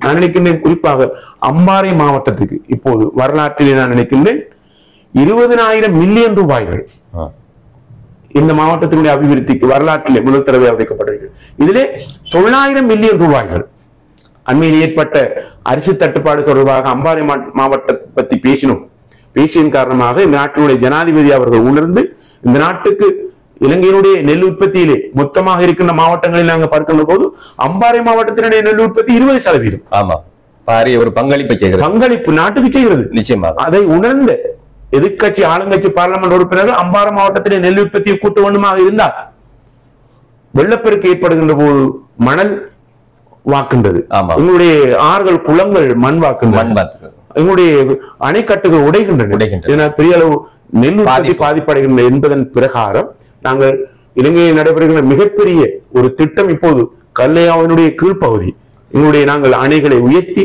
ஆற்றை சுமார் அதாவது வெள்ளம் பெறுகின்ற போது உடைப்பெடுக்காத வகையிலே மொத்த நீரையும் வெள்ளப்பெருக்கு மூலமாக ஏற்படுகின்ற மொத்த நீரை எங்களுடைய விவசாய சேர்க்கின்ற ஒளிவிலூடாக நாங்கள் கடலிலே சென்று சேர்க்கின்ற பணியை இப்போது நாங்கள் மேற்கொண்டிருக்கிறோம். அதை இந்த அரசாங்கம் இப்போது அந்த வேலைகள் ஆரம்பிக்கப்பட்டிருக்கின்றது. நீங்க நினைத்தால் சென்று பார்க்கலாம். நிச்சயமாக இப்போது அந்த வேலைகள் பல மெஷினரிகள் அங்கே மெஷின் வந்து பாவனை செய்யப்பட்டு பாவிக்கப்பட்டு இப்போது நடவடிக்கைகள் மேற்கொள்ளப்பட்டிருக்கின்றன. பல திட்டங்களை நாங்கள் அதாவது இலங்கை விவசாய திணைக்களமும் சிஐசி நிறுவனமும் சேர்ந்து இந்த நாட்டிலே நவீன முறையான விஞ்ஞானபூர்வமாக எங்களுடைய நெல் உற்பத்தியை அதிகரிப்பதற்கு நாங்கள் நேற்று திட்டங்களை மேற்கொண்டிருக்கின்றோம். விவசாயிகளுக்கு புதிய தொழில்நுட்பத்தை நாங்கள் கூட்டிக் கொண்டிருக்கின்றோம். அது மாத்திரமல்ல, இந்த கல்வி திட்டத்தினூடாக வந்து பல அதாவது 2 போகங்கள் செய்யக்கூடிய சில வழிகளில் இடைப்போகத்தையும் செய்யக்கூடிய அளவுக்கு இந்த திட்டம் எதிர்காலத்திலே நடைமுறைப்படுத்தப்பட இருக்கின்றது. எங்களது பிரதேசம் நிச்சயமாக போன்ற பிரதேசங்கள் இப்போது அந்த அபிவிருத்தி வேலைகள் இப்போது நடைபெற்றுக் கொண்டிருக்கின்றன. நான் நினைக்கிறேன் டிசம்பர் முடிவதற்கும் அந்த வேலை திட்டங்கள் முடிய வேண்டும் என்று இந்த அரசாங்கம் இப்போது எதிர்பார்க்கின்றன. அந்த திட்டம் முடிந்தவுடன் நாங்கள் இன்னும் பல திட்டத்தை எங்களுக்கு தெரியும் கல்முனை வெளி என்று சொல்லப்படுகின்ற பிரதேசத்திலே கிடாமலார் என்று சொல்வார்கள், அதனை நாங்கள் உயர்த்தி இந்த கல்முனை வெளியிலே இருக்கின்ற வயல் நிலங்களை நாங்கள் 2 போகங்கள் செய்யக்கூடிய காணிகளாக நாங்கள் மாற்ற வேண்டியிருக்கிறது. நாங்கள் கிட்டங்கியிலே அதை கொண்டு நாங்கள் சேர்க்க இருக்கின்றோம். அதுபோன்று கிட்டங்கி பாலத்தை நாங்கள் எதிர்காலத்திலே அதிக ஏற்பாடுகளை இப்போது செய்து கொண்டிருக்கின்றன, திட்டங்கள் வகுக்கப்படுகின்றன. அதுபோன்று எங்களுடைய மாவடிப்பள்ளி பாலம் என்னுடைய தொடர்ந்த முயற்சி காரணமாக நாங்கள் அதனை இப்போது அகட்டி மக்களுக்கு சிறந்த முறையிலே அதை நாங்கள் கையளிக்க மில்லியன் ரூபாய் அதுக்கு நிதி ஒதுக்கீடு நான் நினைக்கின்றேன். அதுக்குரிய திட்ட வேலைகள் இப்போது முடிவடைந்ததாக நான் அண்மையில் கூட அம்பாறை மாவட்ட அபிவிருத்தி குழு தொடர்பாக அந்த கூட்டத்திலே பிரஸ்தாபித்த போது அதனுடைய மாகாண RDA அதனுடைய பணிப்பாளர் அவர்கள் சொல்லியிருந்தார்கள். அவருடைய வேலை திட்டங்கள் இப்போதைய ஓடி நிலையிலே நாங்கள் கொண்டு வந்து சேர்த்திருக்கிறோம். அது மாத்திரமல்ல, சாய்ந்த மருந்தில் இருக்கின்ற பாலம், ஆஸ்பத்திரி பாலம் என்று சொல்வார்கள், அதை வைத்து கடந்த 24 வருஷம் அரசியல் செய்திருக்கிறார்கள். அளப்பது, போட்டோ போடுவது, அவற்றிலிருந்து போட்டோ பிடிப்பது. நான் போட்டோ பிடிக்கவும் இல்லை. இப்போது நாங்கள் அதுக்குரிய வேலை திட்டங்கள் எங்களுடைய வீதி அபிவிருத்தி அதிகார சபை அதனுடைய ஏற்பாடுகளை செய்து கொண்டிருக்கிறது. அமைச்சர் என்னை நேரடியாக பணித்தார். நீங்கள் உடனடியாக இதுக்குரிய திட்டத்தை வகுத்தார்கள் என்று அமைச்சருடன் கையளித்து அந்த ப்ரொபோசல் இப்போது மாகாண பணிப்பாளருக்கு அனுப்பி வைக்கப்பட்டு அதுக்குரிய வேலைகளும் இப்போது நடைபெற்றுக் கொண்டிருக்கின்றன. இப்படி பல சிக்கல் இருக்கிறதா? ஆஸ்பத்திரி பாலத்தை போடுவதிலே அருகிலுள்ள வீடுகளுக்கு சில சிரமங்கள் ஏற்படக்கூடும் என்று எங்களுடைய எந்த வேலை திட்டங்களை நாங்கள் அபிவிருத்திகளை செய்ய வேண்டுமாக இருந்தாலும் தெளிவுபடுத்துங்க. மக்கள் பாதிப்படைய சந்தர்ப்பங்களை நாங்கள் வாய்ப்புகள் இருக்கலாம். ஆனா நாங்கள் அவற்றை கருத்திலே கொண்டு எங்களுடைய மக்கள் எதை விரும்புகிறார்களோ அதை செய்ய வேண்டும். அப்படி அவர்கள் பாதிக்கப்பட்டால் அவர்களுக்குரிய ஏற்பாடுகளை நாங்கள் செய்து கொடுப்பதற்குரிய பேச்சுவார்த்தைகளை நாங்கள் இப்போது நடத்தி இருக்கிறோம். அது எங்களுக்கு தெரியும். ஒரு திட்டத்தை கொண்டு வருவது கடினம், ஆனால் அதை தடுப்பது இலகு. கடந்த காலங்களிலே கல்வி தொகுதியினுடைய அரசியல் நிலைமைகளை நாங்கள் பார்க்கின்ற போது கொண்டு வந்தது குறைவு, ஆனால் தடுத்தது அதிகம். நாங்கள் இன்று நினைக்கின்றேன் இந்த கல்முனை பொதுச்சந்தையை நாங்கள் அபிவிருத்தி செய்வதற்குரிய திட்டங்களை இப்போது வகுத்து வருகின்றோம். அதுக்குரிய ஏற்பாடுகள் இப்போது நடைபெற்றுக் கொண்டிருக்கின்றன. அந்த வர்த்தகர்களை நான் சந்திக்க இருக்கின்றேன். அது மாத்திரமல்ல, நாட்டிலே இன்று பல திட்டங்கள், திரைச்சேரியிலே அதிக அளவு பணம் இருக்கிறது. ஆகவே நாங்கள் எதிரே வருகின்ற வரவு செலவு திட்டம் உங்களுக்கு ஞாபகம் வைக்கலாம். நான் கூற வேண்டும் இடத்திலே இலங்கையினுடைய அரசு ஊழியர்களுடைய சம்பள அதிகரிப்பு என்று பேசுகின்ற போது அதாவது பொருளாதார ரீதியிலே வீழ்ச்சி அடைந்த நாட்டில் சம்பள அதிகரிப்பை மேற்கொள்ள முடியாது. ஆனால் நாங்கள் ஆட்சிக்கு வந்து சுமார் 5-6 மாதங்களிலேயே வந்து சம்பள அதிகரிப்பை நாங்கள் மேற்கொண்டோம். ஆனால் அந்த சம்பள அதிகரிப்பை எங்களுடைய தமிழ் பேசுகின்ற இனவாத கட்சிகள் இவர்கள் உரிமை என்று பேசுகிறார்கள். எந்த உரிமையை இவர்கள் பெற்றுக் கொள்ளவில்லை. இவர்கள் இதை பேசினார்களே என்று சொன்னால் அனுர திசாநாயக்கா ஏமாற்றுகிறார்கள். நாங்கள் சொன்னோம், ஏப்ரல் மாதம் சம்பளத்தை எடுத்து விட்டு நீங்கள் பேசுங்கள். இன்று நாங்கள் பார்க்கின்றோம், இலங்கையினுடைய வரலாற்றில் அடிப்படை சம்பளத்திலே பாரிய அளவு சம்பள அதிகரிப்பு ஏற்படுத்தப்பட்டிருக்கிறது. அடுத்தடுத்த ஜனவரி மாதங்களில் இன்னும் சம்பள அதிகரிப்பு ஏற்பட இருக்கின்றது. எதிரே வருகின்ற வரவு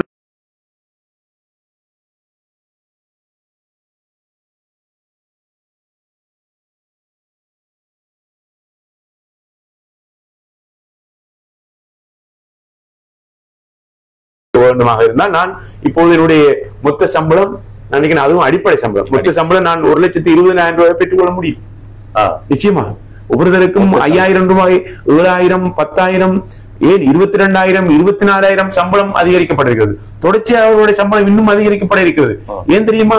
இந்த ஆட்சியை கொண்டு வருவதற்கு இந்த நாட்டில் இருக்கின்ற அரசு ஊழியர்கள் அதிகமாக உழைத்திருக்கிறார்கள்.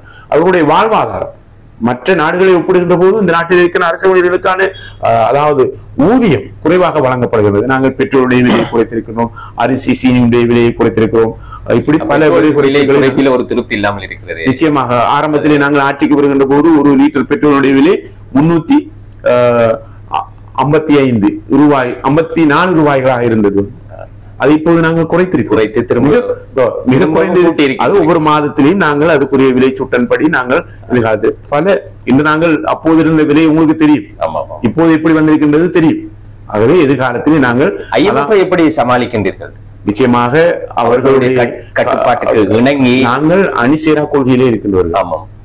நாங்கள் எங்களுக்கு தெரியும் வந்து பல அழுத்தங்கள் இருக்கின்றன. நிச்சயமாக இருந்தாலும் நாங்கள் பொறுத்த மட்டிலே சாய்ந்தமருதிலே கடந்த 30ஆம் தேதி நடைபெற்ற டிசிசி கூட்டத்தின் போது சாய்ந்தமருதுடைய முன்னாள் பிரதேச செயலாளர் அகில இலங்கை மக்கள் காங்கிரசுடைய ஒரு முக்கியஸ்தர் ஏலம் சலீம் அவர்கள் அவமதிக்கப்பட்டார் என்று உங்கள் மீதான ஒரு குற்றச்சாட்டு முன்வைக்கப்படுகிறது. இந்த சம்பவத்திலே நடைபெற்றது என்ன? அந்த களத்தில் நீங்கள் ஒரு தலைவராக இருந்தீர்கள், இதில் நடந்தது என்ன?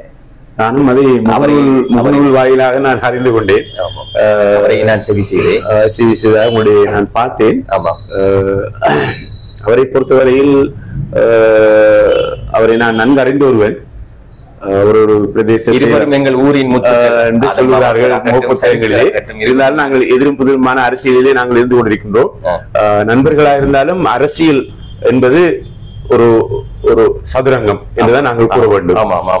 அரசியல் என்பது ஒரு எங்களுடைய பாணியிலே நாங்கள் சொல்ல போனால் நாங்கள் அதனை பேச வேண்டியும் இருக்கிறது. நீங்கள் மிக அழகான கேள்வி, இதுக்கு நாங்கள் பதிலளிக்க வேண்டியும் இருக்கிறது. அன்று நடைபெற்ற சாய்ந்தமருதுக்கான பிரதேச ஒருங்கிணைப்பு குழு கூட்டத்திலே நான் சென்ற போது உண்மையிலே உங்களுக்கு தெரியும் வந்து மீண்டும் நான் சொல்கின்றேன், பிரதேச அபிவிருத்தி குழு கூட்டம் அதனுடைய சேர்மன் அதனுடைய தவிசாளர் என்ற போது அது ஒரு ஜனாதிபதியினுடைய நியமனம். ஒரு பிரதேசத்தினுடைய அபிவிருத்தியை நான் என்னுடைய மேற்பார்வையிலே சிலருடைய ஆலோசனையின்படி அதனை நான் நிறைவேற்ற வேண்டும். அதற்கான தீர்மானங்களை எடுப்பதற்குரிய அதிகாரம் என்னிடத்திலே இருக்கிறது. ஆகவே அண்மையில் நடைபெற்ற அந்த பிரதேச ஒருங்கிணைப்பு குழு கூட்டத்தை நான் என்னுடைய பிரதேச செயலாளருடைய காரியாலயத்துக்கு சென்ற போது அவர் இருந்தார் அங்கே. அவர் சொன்ன சந்தோஷம் அடைந்தேன். அவரிடத்திலே நான் பேசினேன். பேசினேன். பிறகு நாங்கள் எல்லோருமாகத்தான் நாங்கள் இந்த பிரதேச ஒருங்கிணைப்பு குழு நடைபெறுகின்ற அந்த மண்டபத்துக்கு சென்றோம். அவர் இடத்திலே பிரதேச செயலாளர் அவர்கள் சொன்னார்கள், இன்று எங்களுடைய தாகிர் எம்பி வரமாட்டார்கள், அவருக்கு பதிலாக சொன்னார்கள். பிரச்சனை இல்லை. அப்போது பிரதேச அபிவிருத்தி குழு கூட்டம் நடைபெற்ற போது நான் பேசினேன். ஆரம்பத்திலே நான் பேசினேன். இன்று நான் ஏற்கனவே கூறியது போன்று அந்த நாட்டிலே நிம்மதியாக வாழக்கூடிய ஒரு சந்தர்ப்பம் ஏற்பட்டிருக்கின்றது. இப்போது பொருளாதாரம் மீண்டிருக்கிறது. அந்த நாட்டிலே போதிய அளவு இருக்கிறது. எங்களுடைய அபிவிருத்தி திட்டங்களை நாங்கள் மேற்கொள்ள வேண்டும் என்று நான் பேசியிருந்தேன். பேசிய பிற்பாடு நான் அவதானித்த போது எங்களுடைய பிரதேச செயலாளர் அவர் கௌரவ பார்லமெண்ட் உறுப்பினருடைய ஆசனத்திலே அவர் அமர்ந்திருக்கிறார். அவர் இருக்கிறார். நான் பார்த்தேன், பிரச்சனை இல்லை. ஒரு பிரதேசத்தினுடைய ஒருவர், அவர் ஒரு பழைய பிரதேச செயலாளர் இருந்தவர் என்று சொல்கிறார்கள். ஒரு பிரதேச செயலாளர் என்று சொன்னா அவருக்கு அரச கடமைகள் இருக்கின்றன. வருகின்ற நிதியை முகாமை செய்து இந்தந்த இடத்திலே இதை செய்ய வேண்டும் என்று அவர் பிரதேச அபிவிருத்தி குழு அப்போது இருந்தவர்களுடைய தீர்மானங்களை பெற்றுக்கொண்டு, அவர் தீர்மானிக்க முடியாது, பெற்றுக்கொண்டு அபிவிருத்திகள் நடைபெறக்கூடிய சந்தர்ப்பங்கள் இருந்தன. அவர் பல பிரதேச ஒருங்கிணைப்பு குழு கூட்டங்களை நடத்தியதாகவும் என்னிடத்திலே சொல்லியிருந்தார், உங்களுடைய இதிலே கூறியிருந்தார். பிரச்சனை இல்லை. ஆனால் அங்கு ஒரு பிரேரணை வந்தது. உண்மையிலேயே நான் நினைக்கின்றேன், இந்த இதுக்குரிய ஒரு சுற்றுநூகம் இருக்கிறது. அதிலே இந்த சுற்றுநூகத்திலே 26, 27 நடைமுறைகள், ஒரு பார்லமெண்ட் உறுப்பினர், அதுபோன்று இதிலே வருகின்ற ஒரு பார்லமெண்ட் உறுப்பினருடைய பிரதிநிதி இவ்வாறு நடந்து கொள்ள வேண்டும் என்று அங்கே தெளிவாக சொல்லப்பட்டிருக்கிறது. நேர போதாமை காரணமாக நான் சொல்லவில்லை, இடத்திலே சொல்லப்பட்டிருக்கிறது. நான் பல அபிவிருத்தி குழு கூட்டங்கள், ஒருங்கிணைப்பு குழு கூட்டங்களை நடாத்தி வருகிறேன். சுமார் நான் நினைக்கிறேன் இதுவரையில் 23 ஒருங்கிணைப்பு குழு கூட்டங்களை நான் நடத்தி இருக்கின்றேன். பல கூட்டங்களும் தொடர்ந்து நடைபெற்றுக் கொண்டிருக்கின்றன. அதிலே நான் சில சிக்கல்களை எதிர்நோக்கியும் இருக்கிறேன். இது மாத்திரமல்ல, பல அரசியல்வாதிகள் என்னோடு மோதி இருக்கிறார்கள். அண்மையை கூட மிக பார்த்தே, நான் மட்டக்களப்பிலே காத்தாங்குடியிலே நடந்த ஒரு பிரதேச அபிவிருத்தி குழு கூட்டத்திலே ஒரு எதிர்கட்சி பார்லமெண்ட் உறுப்பினர் எங்களுடைய ஆளுங்கட்சி, அதுவும் ஆளுநருடைய செயலாளர் முன்னாசனத்திலே அமரக்கூடாது என்று பாரிய சண்டை போடுகிறார். முகப்புத்தகத்திலே நான் பார்த்தேன். அது அவர் எதிர்கட்சி, நாங்கள் ஆளுங்கட்சியில் இருக்கின்றவர்கள். அவரை அவர் பேசினார், அவருடைய வார்த்தையில அவர் பேசினார். அதை நான் பார்த்தேன். நான் தொடர்ந்து அதை பார்ப்பதற்கு நான் விரும்பவில்லை. ஆனால் நான் ஒரு பிரேரணி, அவர் மேலேயே அப்படி வந்து, முதலாவது ஒரு பார்லமெண்ட் உறுப்பினருடைய ஆசனத்தில் அவருடைய பிரதிநிதி அமர முடியாது. ஏதோ என்னை தெரிந்தவர் இதில் என்ன இருக்கிறது இருக்கட்டும் என்று சொல்லி கௌரவ உதுமால போய் பார்லமெண்ட் உறுப்பினர் சொன்னார், அவர் இருக்கிறார் என்று. நான் அதை பெரிதாக எடுத்துக்கொள்ளவும் இல்லை. அப்போது இதற்கு முதல் இப்படி எல்லாம் நடந்தது இல்லையா? சில சம்பவங்கள் இருக்கின்றன. நான் கூறுகின்ற இந்த விஷயத்தை குறிப்பிட்டு நீங்க தொடர்ந்து கேட்கலாம். அப்போது ஒரு பிரேரணை வந்தது. நான் நாட்டினுடைய கொள்கை பற்றி அவடத்தில், நாங்கள் நாட்டினுடைய ஜனாதிபதியினுடைய விடயங்களை அவடத்தில் உயர் அதிகாரிகள் வந்திருக்கிறார்கள். பல சமூகத்திலும் இருந்து உயர் அதிகாரிகள் அழைக்கப்பட்டிருக்கிறார்கள். வந்து செயலாளர், நான், சம்பந்தப்பட்ட பார்லமெண்ட் உறுப்பினர்கள், அதை நாங்கள் பேசி அதுக்குரிய தீர்மானங்கள் எடுத்து அதை மினி பண்ணப்படும். பிரதேச செயலாளர் பண்ணப்படும். அது உரிய திணைக்களங்களுக்கு என்னுடைய அனுமதி இல்லாமல், அதாவது பிரதேச அபிவிருத்தி ஒருங்கிணைப்பு குழு பேசக்கூடாது. அது ஒழுக்கத்தோடு சம்பந்தப்பட்டது. ஜனாதிபதியுடைய அபிவிருத்தி தொடர்பாக பேசப்படுகின்ற, அரசு நிதி பயன்படுத்தப்படுகின்ற, ஊழல் மோசடி நடைபெறக்கூடாது என்று பேசுகின்ற ஒரு இடம். கடந்த காலங்களில் போது நடப்பதும் இல்லை. தீர்மானம் எங்க இருக்கிறார்கள் தெரியாது. ஆனால் எங்களுடைய ஆட்சியிலே இந்த பிரதேச ஒருங்கிணைப்பு குழு கூட்டங்கள் மிகவும் அவசியம் என்று எங்களுக்கு அப்போது எங்களுக்கு வழங்கப்பட்டிருக்கின்றன. எப்படி ஒரு பிரதேசத்தினுடைய ஒருங்கிணைப்பு குழு கூட்டம் நடைபெற வேண்டும் என்று எங்களுக்கு. ஆனால் எங்களுடைய பார்லமெண்ட் உறுப்பினர்களுடைய இணைப்பாளர்கள் செயலாளர்கள் வரலாம். உதாரணத்துக்கு ஒரு கட்சியில் இருந்து ஒரு பார்லமெண்ட் உறுப்பினரும் அந்த கட்சி சார்ந்த ஒருவரும் வந்திருப்பார், அல்லது அவருடைய இணைப்பு செயலாளர் செயலாளர்கள் வந்திருப்பார். ஆகவே நாங்கள் அவர்களுக்கு வளமையாக பின் ஆசனங்களை முன்னாசங்களிலே சம்பந்தப்பட்ட கவர்னர் இருப்பார், சில வேளைகளில் அமைச்சர் இருப்பார், பார்லமெண்ட் உறுப்பினர் இருப்பார், இணைய கட்சி பார்லமெண்ட் உறுப்பினர்களும் இருப்பார்கள். இந்த ஆசனங்களை தீர்மானிப்பது பிரதேச செயலாளரோடு சேர்ந்து நானும் அதனை தீர்மானிக்கலாம். அப்படி இருக்கிறது. இப்படித்தான் எங்களுடைய பார்லமெண்ட் உறுப்பினர்கள் முன்னுக்கு இருப்பார்கள், கவர்னர் இருப்பார், அமைச்சர் இருந்தால் அமைச்சரும் இருப்பார், அல்லது உயர் அதிகாரிகள் உதாரணமாக சீஃப் செக்ரட்டரி வந்தால் அவரை நாங்கள் முன்னுக்கு வச்சுக் கொள்ளலாம். ஆனால் பார்லமெண்ட் உறுப்பினர்களுடைய இணைப்பாளர்கள் அல்லது அவர் வராமல் இருந்தால் அவர் சார்ந்த ஒருவர், அதிலும் நான் பேசவில்லை சம்பந்தமாக, அப்படி ஒரு வந்தால் அவர் முன்னாசனத்தில் அமர முடியாது. பின்னுக்கு அவர் என்னுடைய செயலாளர் கூட இந்தியாஸ் அவர்கள் கூட பின்னாசனத்தில் தான் இருப்பார். உதாரணத்துக்கு சொல்லுவோமே, நான் ஒரு ஒருங்கிணைப்பு குழு சேர்மன் அல்ல. இந்த ஊரிலே ஒரு ஒருங்கிணைப்பு குழு கூட்டம் நடைபெறுகிறது, நான் போகவில்லை, என்னுடைய செயலாளரை நான் அனுப்புகிறேன். அங்கு நான் 5 ப்ரொபோசல் என்னுடைய திட்டங்களை நான் போட்டிருக்கிறேன். அதை சேர்மன் வாசிப்பார். நான் போகல, ஒரு சேர்மன் வச்சு கொள்ளுமே. நான் அனுப்பின என்னுடைய அப்படி சட்டம் இருக்கிறதா? அமர முடியாது. நான் போட்ட அந்த முன்மொழிவுகளை பிரதேச செயலாளர் தான் வாசிக்க வேண்டும், அல்லது அங்கே பிரதேச செயலாளர் அல்லது அதனுடைய தலைமை தான் அங்கு சேர்மன் வாசிப்பார்.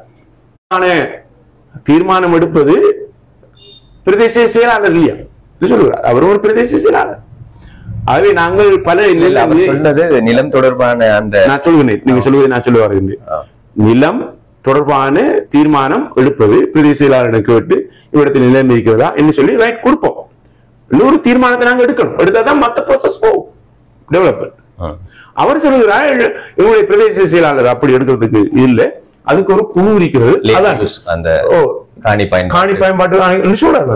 அது ஆகவே நாங்க தீர்மானம் எடுத்தது பிற்பாடு அது ஒரு செகண்ட் ஸ்டேஜ், அது பிரதேச செயலாளர் செய்வார். நாங்கள் தீர்மானம் எடுத்து இல்லையா செய்வதா செய்வதில்லை தீர்மானத்தை எடுத்து சந்தர்ப்பம் விளையாட்டு செய்ய முடியாது என்று தீர்மானம் எடுப்பது அங்க இருக்கின்றவர்களுடைய ஆலோசனைகளை பெற்று பாசிட்டிவாக நாங்க தீர்மானத்தை எடுக்கிற சந்தர்ப்பம் ஒரு அரசியல் நோக்கமாக இதிலே நாங்கள் கலந்து என்று சொல்கின்ற அளவுக்கு தான் நாங்கள் அதனை அரசியல் அடிப்படையில் நாங்கள் அனுமதி பெற்று அவரை பேச முடியும். ஆகவே நான் என்ன 11 நான் ஒரு பிரதேச ஜனாதிபதியினுடைய ஒரு பிரதிநிதி, காசு இருக்கின்றது நான் சொல்கிறேன், அவர் சொல்கிறார் காசு இல்லை என்று. ஆகவே அங்குதான் முரண்பாடு வருகிறது. ஆகவே நான் விரும்பினார் அவர் நீ இது சம்பந்தமாக கருத்து சொல்லுங்க சொன்னா அவர் சொல்ல வேண்டும். அவர் அடிக்கடி இந்த சபையை குழப்பதற்கு முயற்சித்தது ஒரு பாரிய ஒரு எமது பிரதேசத்தினுடைய அபிவிருத்தியில பாரிய குறையை ஏற்படுத்தும். இன்னும் பாருங்க, என்று முகநூலிலே இவர்கள் உண்மையில் அவர் ஒரு அகில இலங்கை மக்கள் காங்கிரஸ்காரர். இந்த விஷயத்தை முகநூலிலே பூதாகரமாக மாற்றியவர்கள் முஸ்லிம் காங்கிரஸ்காரர்கள். ஆகவே இது ஒரு இந்த பிரதேசத்திலே மனிதாபிமான ரீதியில அணுகிறீர்களா? நிச்சயமாக மனிதாபிமானத்தினுடைய அடிப்படையில் தான் அவர் முன்னுக்கு இருந்தார். அவர் இருக்கும் போது நான் அவரை ஏன் இருக்கின்ற கேட்டுக்கிறாங்க. மனிதாபிமான அடிப்படையிலே ஒரு இந்த பிரதேசத்தில் ஒரு கல்வி மான் இருக்கட்டும் இல்ல. ஆனால் அவருடைய அந்த போக்கு எங்களுடைய ஒருங்கிணைப்பு குழு கூட்டத்தினுடைய நான் ஒரு இடத்திலேயும் இப்படியான நிகழ்வு நான் பார்க்கவில்லை. அறைக்குள் இருக்கின்ற போது அவர் முன்னுக்கு இருக்க போகிறார் என்று உங்களுக்கு யாருமே சொல்லவில்லை. எனக்கு பிரதேச செயலாளர் உட்பட யாருமே சொல்லவில்லை. ஏதோ என்னை பொறுத்தவரையில் இது ஒரு திட்டமிட்டப்பட்ட ஒரு அரசியல் லாபம் தேடுவதற்கு வந்து போன்ற மக்களுடைய சொன்னார். அவருடைய நீங்கள் அந்த அவரிடத்திலே கற்றதாக சொல்ல சமகாலத்தில் இருந்தாலும் கூட அவர் 1995ஆம் ஆண்டு பாடசாலையை விட்டு அவர் ஆசிரியராக இருந்தார். நீங்களும் நான் அங்கு 1998ஆம் ஆண்டு தான் நான் ஒரு ஆசிரியராக சென்றேன். நான் அவரிடத்தில் கற்றவும் இல்லை, அவரை நான் பாடசாலையை காணவும் இல்லை. நீங்கள் செல்கின்ற போது அவர் அங்க இல்லை என்று சொல்கிறேன். நான் அவரை நான் பாடசாலையில் அவரை இருந்ததாக நான் விஞ்ஞான பிரிவில் இருந்தேன். இதற்கு முதல் உங்கள் இருவருக்கும் இடையில ஒரு தனிப்பட்ட கண்ணால் பேசுவது எனக்கு நன்றாக ஞாபகம் இருக்கிறது. ஒரு முறை அல்ஜிலால் வித்தியாலயத்திலே ஒரு நிகழ்வு நடைபெற்றது. சாதாரணமாக இருக்கின்ற காலம், இந்த கட்சியிலே நான் அதிக அளவு ஈடுபாடுகளை காட்டுகின்ற ஒரு காலம். அப்போது அந்த கூட்டத்துக்கு என்னுடைய வந்திருந்தாங்க.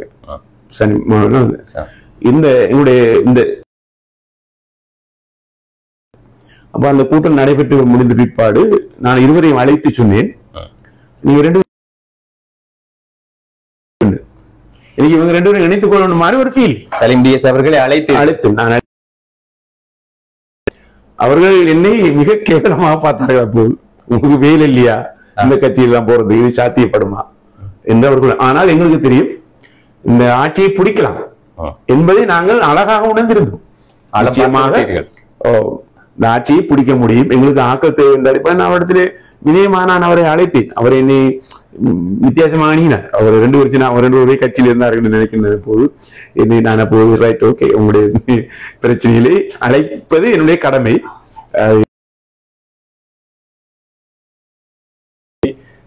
அது சாத்தியப்படாது என்று அவர்கள் சென்று விட்டார்கள். அப்படிப்பட்ட ஒரு அவர் நல்ல பதில் தரவில்லை. அந்த பதில் தரவில்லை என்ற ஒரு செல்லமான கோபம் அவங்களுக்கு நிச்சயமாக இல்லை. நான் இருக்கிறது, நான் யாரையும் நிறைய நண்பர்கள் இருக்கிறார்கள், என்னை பயன்படுத்தி நீங்க முன்னுக்கு வாருங்கள் கூடாதான்.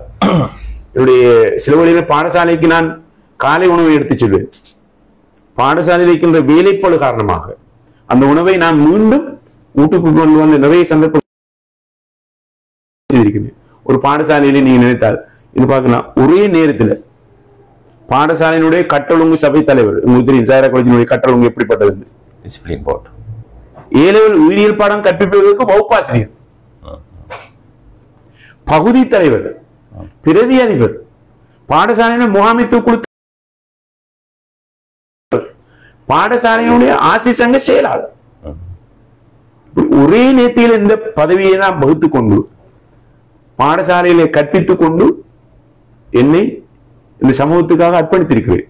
அதை நான் இன்னும் கூறுவது, நான் மாலை போடுகின்ற போது என்னைக்கு போட வேண்டாம், எனக்கு பக்கத்தில் இருக்கிறாங்க போடுங்க, இதான் என்னுடைய கொள்கை. அதனால்தான் என்னுடைய மாணவர்கள் எங்கு சென்றாலும் பாய் நிறைய சொல்வார்கள், எங்கிட்ட சார் என்னை இந்த அளவுக்கு கொண்டு வந்தது நான் வளர்த்த மாணவர்கள், இந்த நிலைக்கு நான் வந்திருக்க முடியாது. என்னை ஆர்வம் ஊட்டியவர்கள், வகுப்பறையிலே கூட என்னை ஆர்வம் ஊட்டுவார்கள், சார் நீங்க அரசியலுக்கு வந்த நெல் அறிக்கை சொல்வார்கள். அது அவர்கள் போட்ட ஒரு பசலையாக நான் பார்க்கிறேன். அண்மையிலே அல்ஹிலால் பாடசாலையிலே நடைபெற்ற ஒரு கூட்டத்தின் போது நீங்கள் பேசுகிறீர்கள், அவர்களின் துவாக்களாக இருக்கலாம். நான் நிச்சயமாக இந்த பெரிய அதிகாரி நான் நம்புகிறேன், நீங்கள் அதை சொன்னீங்க, அவர்களுடைய துவா என்றுதான் நான் சொல்லுவேன். நான் எனக்கு தந்த ஒரு துவாவா? நிச்சயமாக நான் கல்வியை அவ்வாறுதான் நான் பூட்டி இருக்கிறேன். நான் லீவ் எடுப்பது குறைவு. எல்லோரும் பாடசாலையிலே ஷோர்ட் லீவ் எடுப்பார்கள், ஹாஃப் டே எடுப்பார்கள். இன்றும் நீங்க சேர்ந்து பார்க்கலாம், என்னுடைய பக்கம் அதிகமான சந்தர்ப்பத்தில் எம்டிஆர் தான் இருக்கு. அப்படி என்னை அர்ப்பணித்து நான் இந்த சமூகத்துக்காக கல்விக்காக பல மாணவர்களை நான் உருவாக்கி இருக்கிறேன். அது சாய்ந்த மருதுவில் மட்டுமல்ல, முழு மாவட்டத்திலும் இந்த கிழக்கு மாகாணத்திலே நான் என்னுடைய டியூஷன் கல்வியும் ஒரு பக்கம் இருக்கிறது. நான் பல ரூபாய்களை நான் அதிலே சம்பாதித்திருக்கிறேன். ஆனால் இன்னொரு சாதாரணமான பார்லமெண்ட் உறுப்பினராக மக்களோடு மக்களாக வாழ்கின்ற ஒரு பார்லமெண்ட் உறுப்பினராக மாறி இருப்பது எனக்கு சந்தோஷமாக இருந்தாலும், இன்னும் ஒரு பக்கத்தில் பல வடுக்களும் இருக்கத்தான் செய்கின்றன. ஆனால் மக்களுக்கான சேவை மரணிக்கும் வரை மக்களோடு இருந்து மக்களுக்காக சேவை செய்ய வேண்டும் என்பதுதான் என்னுடைய இலக்கு. குறிப்பா நாங்கள் பார்க்கின்றோம், இன்னைக்கு மிக கவலையான ஒரு விடயம், இன்று இந்த முகநூலை எடுத்துக்கொண்டால் மற்ற பிரதேசங்களில் நடைபெறுகின்றது. இன்று இடத்திலே ஒரு பெரிய மீடியா என்னிடத்திலே கேட்டார்கள், இலங்கையிலே கூடுதலாக பேசப்படுகின்ற ஒரு பார்லமெண்ட் உறுப்பினர் என்று சொன்னார்கள். குறிப்பாக ஊடகங்களே பெயர் அடிபடுகிற ஒருவராக பேசுகிறார்கள். வியத்தியவர்கள் இப்படியானவர்களாக இருக்கலாம், ஊடகத்திலே வருகின்றவர்களாக இருக்கலாம், விமர்சித்தவர்கள். அந்த விமர்சனத்துக்கு நான் சுதாகரித்துக் கொண்டு, அந்த விமர்சனங்களுக்கு நான் உள்வாங்கிக் கொண்டு நான் பல நிகழ்வுகளிலே என்னை தயார்படுத்தி இருக்கிறேன். அதுக்கு நான் நன்றியை தெரிவித்தேன். இருந்தாலும் நாங்கள் முகநூலிலே அது சம்மாந்துரையாக இருக்கலாம், சாய்ந்த மருதாக இருக்கலாம். நாங்கள் ஒரு செய்தியை எழுதுகின்ற போது, உதாரணத்தை நான் சாய்ந்த மருதை எடுத்துக்கொண்டால், இந்த மண்ணிலே பிறந்தவென்றால் ஒரு சிறிய விடயத்துக்காக அதை நாங்கள் சாய்ந்த மருது என்று எழுதுகிறார்கள். நான் தவறு செய்திருக்கலாம் அல்லது வேறு யாரும் தவறு செய்திருக்கலாம். அதற்காக இந்த ஊரை எழுதுவது, மற்ற இடத்தில் இருக்கின்றவர்கள் இந்த ஊர்ல இப்படி மோசமா என்று கேட்கின்ற அளவுக்கு வருகின்ற போது இங்க இருக்கின்ற இளைஞர் யுவதிகளுக்கு அது பாதிப்பு ஏற்படுது. நிச்சயமா. ஆகவே அதை ஒரு சிறிய அற்பத்துக்காக, ஒரு சிறிய அரசியலுக்காக இவ்வாறு செய்வது எமது பிரதேசத்தினுடைய அந்த இலக்கு, அழகு, எண்ணங்கள், நோக்கங்கள், மனித நேயம் எல்லாவற்றையும் அது இல்லாமல் ஆக்கிவிடும் என்பதை நான் இந்த சந்தர்ப்பத்திலே குறிக்கொள்கிறேன். ஆகவே பிரச்சனை இருந்தால் நேரடியாக அதை அணுகி அல்லது இன்னொருவர் மூலமாக அதை செய்தால் நல்லா இருக்கும். நீங்கள் உங்களுக்கு உரிமை இருக்கிறது. அதற்காக நான் சொல்வது, அது சாய்ந்தமரதா இருந்தாலும் சரியா, எந்த ஊராக இருந்தாலும் சரியா, அந்த ஊர்களை அந்த சொற்களை பாவிப்பது மிகவும், அந்த ஊர் பெண்கள், அந்த ஆண்கள், அந்த ஊர்ல பிறந்தவர்களுக்கு ஒரு இப்படியும் நடக்கிறதா? இனத்திலே சிலர் கேட்பார்கள், வெளியூர்களுக்கு சென்றால் சாய்ந்தமரத்திலே பிரச்சனையா என்று கேட்பார்கள், சம்மாந்தூரிலே பிரச்சனையா அல்லது நிந்தூரிலே பிரச்சனையா என்று கேட்பார்கள். இப்படி நடக்கிறது. அதாவது இருந்தாலும் இது நாங்கள் இந்த கிளீன் ஸ்ரீலங்கா என்று சொல்லப்படுகிற விடயத்தை எடுத்துக்கொண்டால் அதிலே சோசியலி, எக்கனாமிக்கலி அண்ட் எத்திக்கலி என்று சொல்லப்படுற விடயங்கள் அங்கே இருக்கிறது. இதிலே இந்த கிளீன் ஸ்ரீலங்கா நிகழ்ச்சி திட்டத்தின் ஊடாக சூழலை, அதாவது என்வாயர்மெண்டல் என்று சொல்வார்கள், சோசியலி, என்வாயர்மெண்டலி அண்ட் எத்திக்கலி, இந்த 3 கான்செப்ட் அங்கே இருக்குது. அதிலே அந்த என்வாயர்மெண்டலி என்று சொல்வது எல்லோரும் கிளீன் ஸ்ரீலங்கா நினைக்கிறார்கள், சூழலை சுத்தமாக்குவது, வீதிகளை, பாடசாலைகளை அல்லது கடலோரங்களை சுத்தமாக்குவது நினைக்கிறார்கள். அது இருக்கிறது, அது செய்ய வேண்டும். நிச்சயமா. அங்கு இன்னொரு விடயம் சொல்லப்படுகிறது எத்திக்கலி என்று சொல்லப்படுற விஷயம். அது அந்த விடயம் ஒரு தனி மனிதனை அவனை புடம்போட்டு அவன மனோநிலையில நல்ல மாற்றத்தை ஏற்படுத்தி இந்த நாட்டினுடைய ஒரு சிறந்த பிரஜையாக மாற்றுவது அதில் இருக்கிறது. ஆகவே இந்த திட்டங்களின் மூலமாக எங்களுடைய முகநூல்களிலே நாங்கள் பார்க்கின்ற போது அவர்கள் ஒரு தனிப்பட்ட குரோதம் அல்லது பொறாமை காரணமாகத்தான் அவர்கள் எழுதுகிறார்கள். உதாரணத்துக்கு சாய்ந்தமரத்திலே ஒரு 5-6 பேர் இருக்கிறார்கள். என்னை பற்றி அவர்கள் எழுதுகிறார்கள், மற்றவர்கள் எழுதுவதில்லை. அதற்காக எனக்கு விமர்சனம் என்று ஒன்று இருக்க வேண்டும். விமர்சனம் இல்லாமல் அரசியல் செய்யலாம். அரசியல் என்று சொல்வது போராட்ட களம். இதையும் தாங்குகின்ற மனப்பான்மை இருந்தால் மாத்திரமே அரசியலுக்குள் அவர் பெற வேண்டும். இல்லாவற்றில் அவர்கள் மனநோயாளியாக மாறிவிடுவார். பொது வாழ்க்கைக்கு வந்தால் விமர்சனத்தை தாங்கிக் கொள்ளத்தான் வேண்டும். நிச்சயமாக. ஆனால் அந்த விமர்சனமாக இருக்க வேண்டும். ஒருவருடைய தனிப்பட்ட வாழ்க்கை அல்லது அவருடைய குடும்பம் சம்பந்தமான விடயங்களை பூத்து கொண்ட போது அது இறைவனுக்கு அவர்கள் பதில் சொல்ல வேண்டியிருக்கு.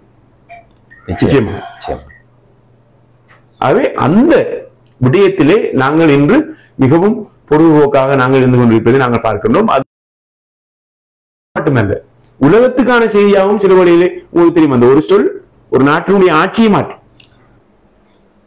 ஒரு சொல் கொல்லும் என்று சொல்வார்கள் உலகத்திலே. ஆகவே இது உண்மையிலேயே அது ஒரு தனிப்பட்ட குரோதத்துக்காக ஒரு குரோதம் இருந்தால் அதை தனிப்பட்ட ரீதியிலே, உதாரணத்தை நான் பார்த்தோம்னா வந்து வாக்களிக்காதவர்கள் இருக்கிறார்கள். அவர்கள் முகநூல்களை தஞ்சுவாங்க, அவங்கள கட்சி அரசியலை செய்கிறார்கள். நான் ஏற்கனவே சொன்ன மாதிரி தேசிய மக்கள் சக்தி ஒரு பக்கம், நாட்டில் இருக்கிற எல்லா கட்சியும் ஒரு பக்கம். ஆனால் அது நீதி நியாயமானதாக இருக்க வேண்டும் என்பதுதான் என்னுடைய கருத்தாக இருக்கிறது. நிச்சயமாக இப்போது பல நூற்றுக்கணக்கான உறவுகள் இப்போது நேரலையிலே இணைந்திருக்கின்றார்கள். அவர்களுடைய சில கருத்துக்கள், கேள்விகளும் இருக்கின்றன. சுருக்கமாக உங்களது கேள்விகளையும் கேளுங்கள். இருக்கின்ற சொற்ப நேரங்களுக்குள் எங்களுடைய கௌரவ பார்லமெண்ட் உறுப்பினர் அவர்களிடம் அதற்கான பதில்களை பெற்றுத்தரப் போகின்றோம். மற்றும் ஒரு விடயம், குறிப்பாக இந்த கல்முனை தொகுதி பார்லமெண்ட் உறுப்பினர் என்ற அடிப்படையிலே கல்முனை தொகுதியிலே உங்களுடைய பிரசன்னம், வகிபாகம், அபிவிருத்தி பணிகள் சற்று கொஞ்சம் குறைவாக இருக்கிறது. அதிலும் குறிப்பாக நீங்கள் பிறந்த ஊரிலே சாய்ந்தமருது மண்ணிலே பல பணிகள் இன்னும் பெண்டிங்கில் இருக்கிறது, தொய்வு நிலையில் இருக்கின்றன. இன்னும் எங்களுடைய ஆதம்பாவா எம்பி முடிக்கிறார் இல்லையே என்று ஒரு செல்லமாக உங்களை கோபிக்கிறார்கள். உங்களோடு இருந்த ஆதரவாளர்கள் கோபிக்கிறார்கள். இதற்கான காரணம் என்ன? சாய்ந்தமருது பணிகள், அது போல கல்முனை, அது போல 2 கேள்விகளை கேட்க போகிறேன். அண்மையிலே கல்முனை வடக்கு பிரதேச செயலகம் தொடர்பாக சட்டத்தரணி பார்லிமெண்ட் உறுப்பினர் நிசாங் காரியப்பர் அவர்கள் தலைமையிலே ஒரு கூட்டம் ஒலிவில் கிரீன் வில்லாவிலே நடைபெற்ற போது நீங்கள் கலந்து கொள்ளவில்லை, மற்றவர்கள் எல்லோரும் வந்தார்கள், ஆதம்பாபா எம்பி எங்கே என்று கேட்கிறார். அது போல சாய்ந்த மருது அபிவிருத்திலே நான் நினைக்கின்றேன் சாய்ந்த மருது என்ற ஒரு விடயம் இருக்கிறது. நான் நீங்கள் கூறியது கொண்டு என்னை கிழக்கு மாகாணம் முழுக்க பார்ப்பதற்குத்தான் எனக்கு தீசியப்படி தந்திருக்கிறார். நிச்சயமாக இருந்தாலும் நான் முடிந்த அளவுக்கு நான் அநேகமான மாவட்டங்களுக்கு செல்வதை நீங்கள் பார்த்துக் கொண்டிருக்கின்றீர்கள். ஒவ்வொரு நாளும் பார்லமென்றம் இல்லாத காலங்களிலே ஊருக்கு வந்து நான் காலையிலிருந்து மாலை 12 மணி மட்டுக்கு இந்த மக்களுக்காக சேவை செய்கின்ற ஒருவனாக எனக்கு அது திருப்தியாக இருக்கிறது. மற்றவர்களுக்கு எப்படி என்று தெரியாது. சில இடத்தில் கேட்பார்கள், உரமாக நீங்கள் தூர பயணம் சென்று ஓடி திரிகிறீர்கள், மௌனிலே எந்த நேரம் பிஸியா இருக்கிறீர்கள். அது மாத்திரமல்ல, மக்களை நான் சந்திப்பதற்கு நேரம் கொடுத்திருக்கின்றேன். மக்கள் இரவு 1 மணி மட்டுக்கும் சந்திப்பதற்குரிய ஏற்பாடுகள் இருக்கின்றது. என்னுடைய ஒபிஸ் இருக்கிறது, அது காரவிலே இருக்கிறது, மாளிகை காலில் இருக்கிறது. அது போன்று கல்முனையில இப்போது நாங்கள் திறக்க இருக்கின்றோம். அது போன்று எங்களுடைய நிறைய காரியாலயங்கள் இருக்கின்றன. அக்கரப்பத்திலே இருக்கிறது, புத்துவிலே இருக்கிறது, நிந்தூரிலே இருக்கிறது, சம்மாந்துறையை நாங்கள் இப்போது ஆரம்பிக்கப்பட இருக்கின்றோம். இப்படி பல காரியாலயங்கள் எல்லா இடத்துக்கும் நான் செல்கின்றேன். எங்களுடைய டிஎஸ்எம் சொன்னார்கள் ஒரு விடயத்தை, அதுல எனக்கு மிச்சம் கவனமாக இருந்தது. நான் தான் சாய்ந்த மருது மைதானத்தை கொண்டு வந்தேன். அவர் ஒரு டிஎஸ்ஆ இருந்தா அவர் அப்போது அதை கொண்டு வந்திருக்கிறார். இந்த நாட்டிலே சுனாமி 2004ஆம் ஆண்டு அடிக்கப்பட்ட போது அதிலே அவருடைய கடமை, அவர் ஒரு அரசு அதிகாரி என்ற அடிப்படையில் அரசு நிதியை பயன்படுத்தி மக்களுக்கு வாழிடங்களை வழங்க வேண்டும், அவர்களை பொருள் நிர்மாணம் செய்ய வேண்டும், பாடசாலைகள் அழிவந்தன அவற்றை கட்ட வேண்டும், மைதானம் போட வேண்டும், குடியேற்றம் செய்ய வேண்டும். அதற்கு அவர் ஆதரவு வழங்க வேண்டும். ஒரு அதிகாரி என்ற அடிப்படையில் அதை செய்திருப்பார். அன்று சொன்னார் வந்து, இது நான் கட்டிய பிரதேச சபை, பிரதேச செயலகம், நான் கட்டிய பிரதேச, இவங்க எனக்கு உரிமை இல்லையா என்று கேட்டதை நான் அதிலே பார்த்தேன். அது மாத்திரமல்ல, அவர் காலத்திலே அதெல்லாம் கூற வேண்டிய அவசியம் இல்லை. அதிகாரி அதை கட்டியிருப்பார். அதுல எனக்கு மிக கவலையான விடயம், அண்மையில் நடந்த இந்த மழை வெள்ளம் காரணமாக சாய்ந்த மருது மைதானம் வெளியேறிய இந்த பிரதேச இளைஞர்கள் 6 மாதம் அவர்கள் விளையாடவே இல்லை. யாரும் இதை கவனிக்கவில்லை. வருவார்கள், பார்ப்பார்கள், போவார்கள்.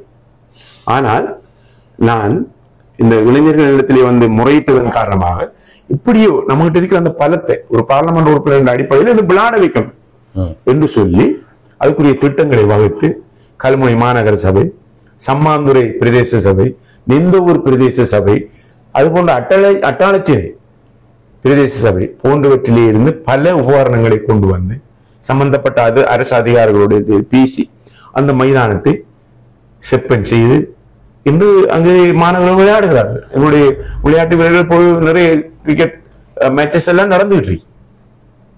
அதை அவர் குறையாக பண்ணார். அதுல இருக்கிற சல்வீனியா ஒதுக்கினது அவர் அபிவிருத்தி சொல்றாரு. அப்ப அது அரசியல் அப்படி சொல்லலாமா? பல ஆயிரக்கணக்கான ரூபாய்கள் நாங்கள் செலவு செய்தோம், அரசு நிதி. அது மாத்திரமல்ல, நான் நினைக்கின்றேன் இப்போது கல்முனையிலே வந்து பள்ளி வீதிக்கு நாங்கள் காப்பற்று இருக்கிறோம், வீடு கட்டி இருக்கிறோம், கட்டுப்படுகின்றது. 3 மாதத்துக்கும் அந்த வீட்டை அவர்கள் கட்டி முடிக்க வேண்டும். உதாரணத்துக்கு சாய்ந்த மருதுல 2 வீடு, சம்மாந்தூரிலே 8 வீடு, இந்த ஊர்லே 4 வீடு. கல்முனை சாய்ந்த மருது விஷயங்களை சொல்கின்றேன். சேவை செய்யவில்லை என்றில்லை, சேவை செய்து கொண்டிருக்கிறோம். மருதுமணியிலே நான் சம்சம் வீதியை நான் முந்தநாள் திறந்து வைத்தேன். ஒஸ்மன் ரோட்டுக்கு எதிராக இருக்கின்ற வீதியை நான் திறந்து வைத்தேன். இதெல்லாம் நான் கொண்டு வந்து நான் பேசி ப்ரொபோசல் எழுதி, அது மாதிரி சீஃப் செக்ரட்டரி கவர்னர் நேரடியா பேசி இந்த ரோட்டை போடுங்கன்னு சொல்லி நாங்கள் நிறைய என்னுடைய ஸ்டாஃப், என்னுடைய செயலாளர், இணைப்பாளர் நிறைய பேர் என்னோடு வேலை செய்கிறார்கள், 20 வேலை செய்கிறார்கள். அதன் காரணமாக நாங்கள் பல வேலை திட்டங்களை இப்போது செய்து வரும். என்னுடைய சாய்ந்த மருது பீச் பாலம் உடைந்து கிடந்தது, அதை அழகாக்க வேண்டும். பார்லமெண்ட் உறுப்பினர் இருக்கிற ஊர்ல இந்த பாலம் உடைஞ்சு கிடக்காண்டதுக்காண்டி நாங்கள் குறிப்பிட்ட புது பாலம் ஒன்று போடுவோம். அதுக்குரிய எல்லா ஏற்பாடுகளும் கூட நாங்கள் செய்திருக்கிறோம். ஆசிரியத்தி பாலம் மட்டுமல்ல, பீச் பாலத்தை போட வேண்டும். இன்னும் நிறைய ஆண்டுகள் இருக்கின்றன. விரைவாக நாங்கள் பாலங்களை போடுவதற்குரிய சகல ஏற்பாடுகள், சகல ஆவணங்களும் இப்போது அமைச்சுக்கு நாங்கள் கையெழுத்திருக்கிறோம். எங்களுடைய பிரதேசத்தில் நிறைய பொறியியலாளர்கள் அதுக்கு உதவி செய்கிறார்கள். ஆகவே நாங்கள் பல அபிவிருத்திகளை இப்போது செய்து கொண்டு வருகிறோம். அபிவிருத்தி இல்லை என்று நாங்கள் சொல்லிவிட முடியாது. எல்லா எங்களுடைய பிரதேச செயலகங்களுக்கும் நிதி ஒதுக்கீடுகள் செய்யப்பட்டிருக்கின்றன. அந்த அடிப்படையில் சாய்ந்த மருது பிரதேச செயலக பிரிவுக்கு உட்படுவதில் 3,02 மில்லியன் ரூபாய் 3.2 மில்லியன். அதாவது எங்களுடைய தோண அபிவிருத்திக்காக நாங்கள் இப்போது அதை நாங்கள் தயார் செய்து கொண்டிருக்கிறோம். ஆகவே அதுக்குரிய சம்பந்தப்பட்ட அமைச்சர்களோடு பேசி, சம்பந்தப்பட்ட அதிகாரிகளோடு பேசி அந்த வேலை திட்டம் இப்போது நாங்கள் கையெழுத்திருக்கிறோம் கல்முனை மாநகர சபை. அதனை அவர்கள் செய்வார்கள் என்று நான் நினைக்கின்றேன்.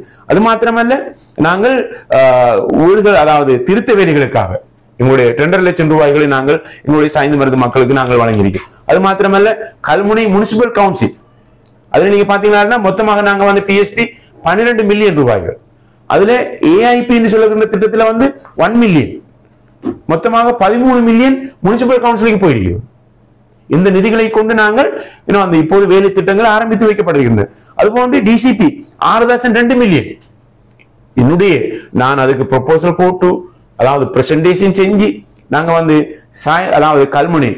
அதாவது கல்முனை பிரதேச செயலகத்துக்கு 6.2 மில்லியன் டிஎஸ்ஓசிக்கு நாங்க அதுக்கு நாங்க கொடுத்தீங்க. அதுல வந்து நாங்க பார்த்தோம்னா மினி கார்மெண்ட் அதுக்கு 1 மில்லியன், அது போன்று ட்ரை ஃபிஷ் ப்ரொடக்ஷன் நெப்பட்டிமனு 1 million, garment production for youth மருதமுனைக்கு 1.2 மில்லியன், கல்முனை நிகழ்ச்சி திட்டத்துக்கு நாங்க 3 மில்லியன் ரூபாய்கள், சம்மாந்துறை, அது போன்ற எங்களுடைய நிந்தவூர், ஆலியடிவெம்பு, அக்கரைப்பட்டு மாநகர சபை, அக்கரைப்பட்டு பிரதேச சபை, திருக்கோயில் பிரதேச சபை, அது மாத்திரமல்ல பொத்துவில் பிரதேச சபை,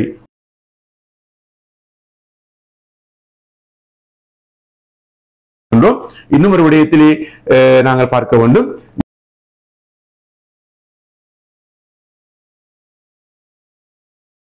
கொண்டிருக்கின்றோம். அதன் காரணமாக பெருமளவு நிதி இப்போது நாட்டுக்குள் மீதியாக கொண்டு வரப்பட்டிருக்கின்றன. ஆகவே எங்களுடைய அரசாங்கம் தொடர்ச்சியாக மக்களை நோக்கி அபிவிருத்தியைத்தான் முன்கொண்டு செல்கிறது. நிச்சயமாக பல விடயங்கள் பேசுவதற்கு இருந்த போதும் இவற்றை பற்றி அவர்கள் சிந்திக்கவும் இல்லை.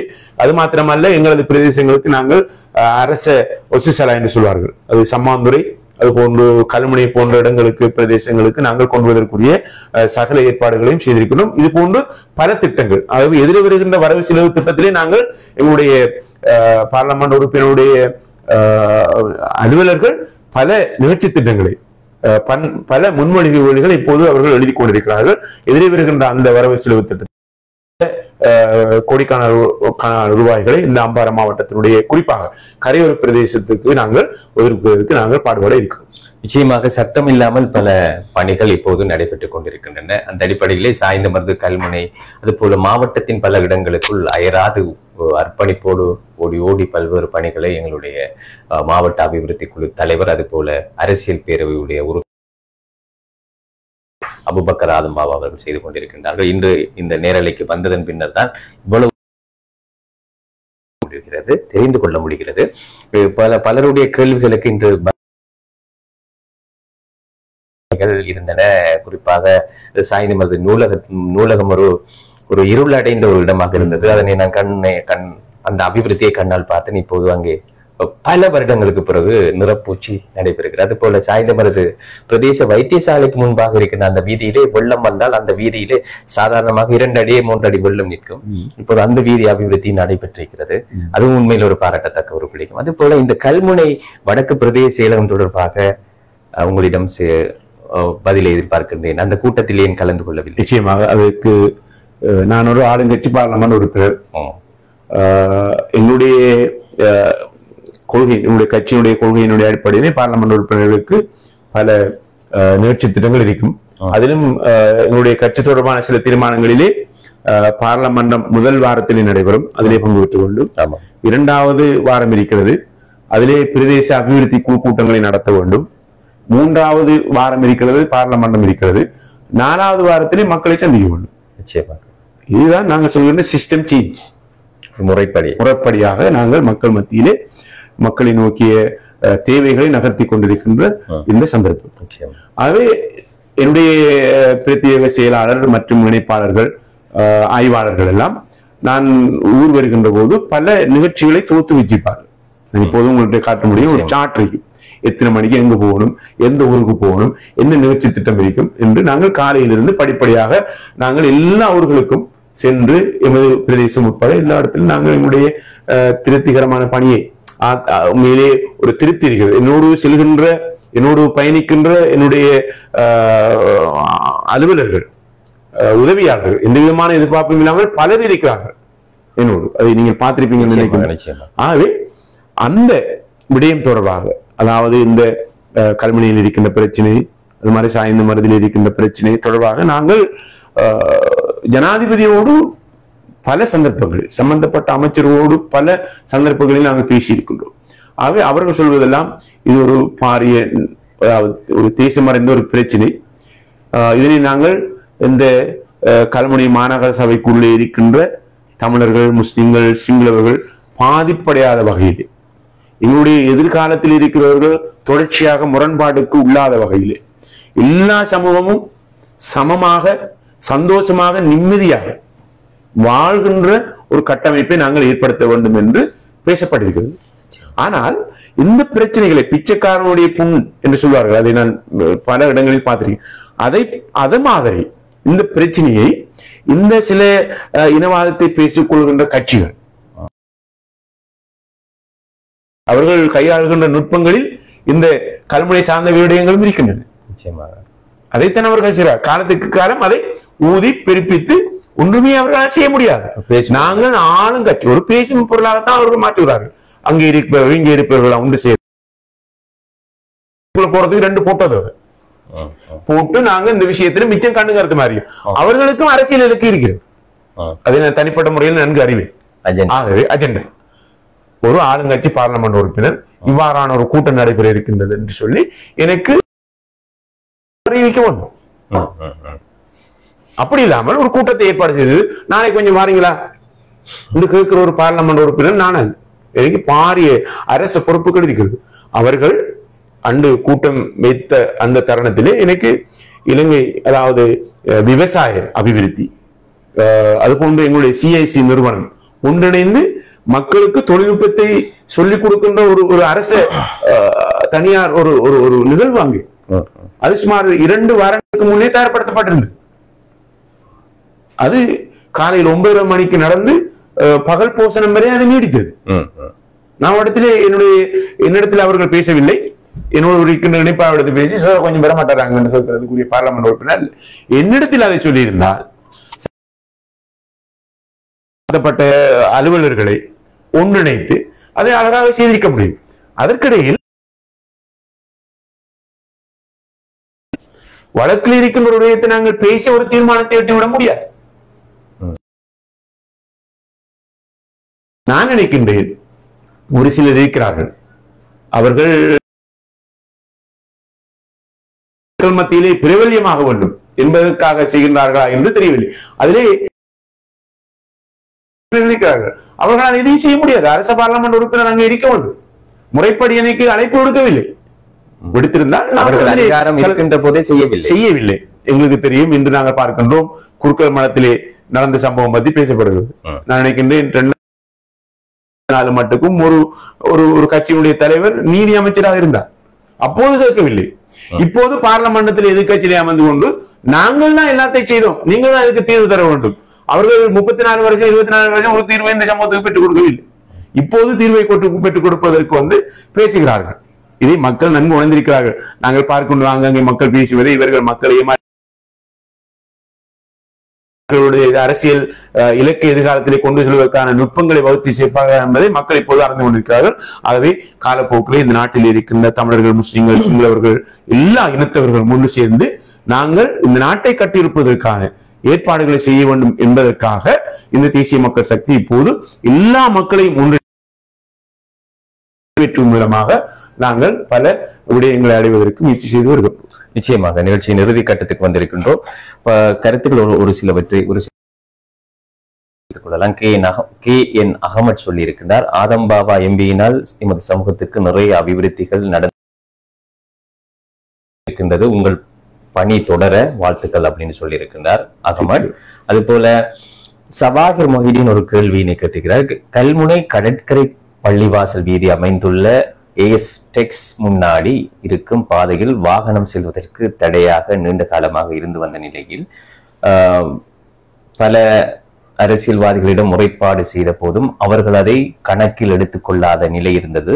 ஆனால் சகோதரர் ஆதம் பாபா சார் அவர்களிடம் இது குறித்து முறைப்பாடு செய்த போது அதை உடனே அந்த இடத்திலிருந்து பாதையின் தடையை சீர் செய்தார்.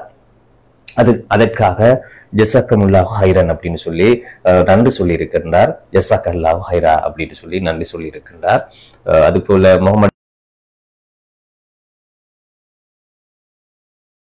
அதுபோல மற்றொரு கேள்வி வந்திருக்கிறது. உங்களுக்கு கிடைத்த தேசிய பட்டியல் கிடைக்க வேண்டியவர் சம்மாந்துறை ரிஷாட் என்ற ஒரு கருத்தோடு அந்த அட்டாரிச்சனையை சேர்ந்தவர்.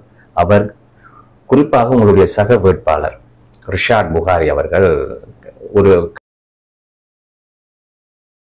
கண்ணோட்டம் இருந்து வருகிறது. அண்மையிலே நேற்று முன்தினம் நான் நினைக்கின்றேன் ஒரு பதிவை எழுதியிருக்கின்றார் முகநூலிலே. அதிலே தேசிய மக்கள் சக்தி வீழ்ச்சி அடைகிறது திகாமடுகையிலே. அதற்கு மறைமுகமாக உங்களை போன்றவர்களை குற்றம் சாட்டுவது போல் கூறப்பட்டிருக்கிறது. தேசிய மக்கள் சக்தி என்னுடைய நான் ஏற்கனவே கூறியது போன்று தேசிய மக்கள் சக்திக்கு பார்லமெண்ட் உறுப்பினர் கிடைத்திருக்கிறது முதலாவது. ஆமா. இரண்டாவது உள்ளாட்சி மன்றங்களிலே 29 உறுப்பினர்கள் கிடைத்திருக்கிறார்கள். அது வீழ்ச்சியா அல்லது வீழ்ச்சியா என்பதை பார்வையாளர்கள் தீர்மானித்துக் கொள்ள வேண்டும். குறிப்பாக இவர் வீழ்ச்சி அடைந்திருக்கிறார். இவருடைய தகப்பனார் தான் இந்த கட்சியிலே அதிக அளவு ஈடுபாடு கொண்டவர். புகாரின்னு சொல்வார்கள், பியோன் புகாரி. அவர் தன்னுடைய செயற்பாட்டை அவருடைய மனச்சாட்சியின்படி கேட்டால் தெரியும் தான் என்ன செய்தார். அலம்பாவ் என்று சொல்கின்ற இவர் என்ன செய்தார் என்பது அவருக்கு தெரியும்.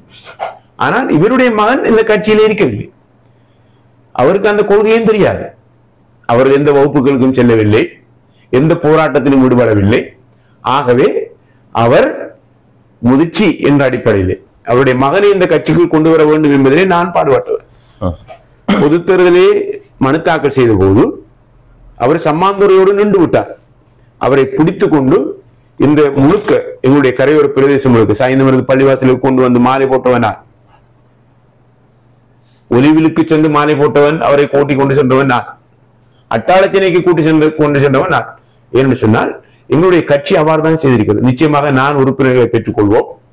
2 உறுப்பினர்கள் பொதுவாக தமிழ் பேசும் உறுப்பினர்களாக இருப்பார்கள். ஆனால் இந்த நபர் சொல்லக்கூடாது,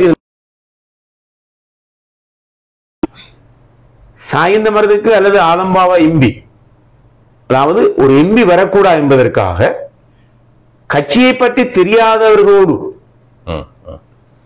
பல கோடிக்கணக்கான ரூபாய்களை செலவு செய்த குறித்த நபரோடு ஒன்றிணைந்து கட்சியினுடைய கொள்கைக்கு முரண்பாடாக நடந்து வருவர் தான் அவர்.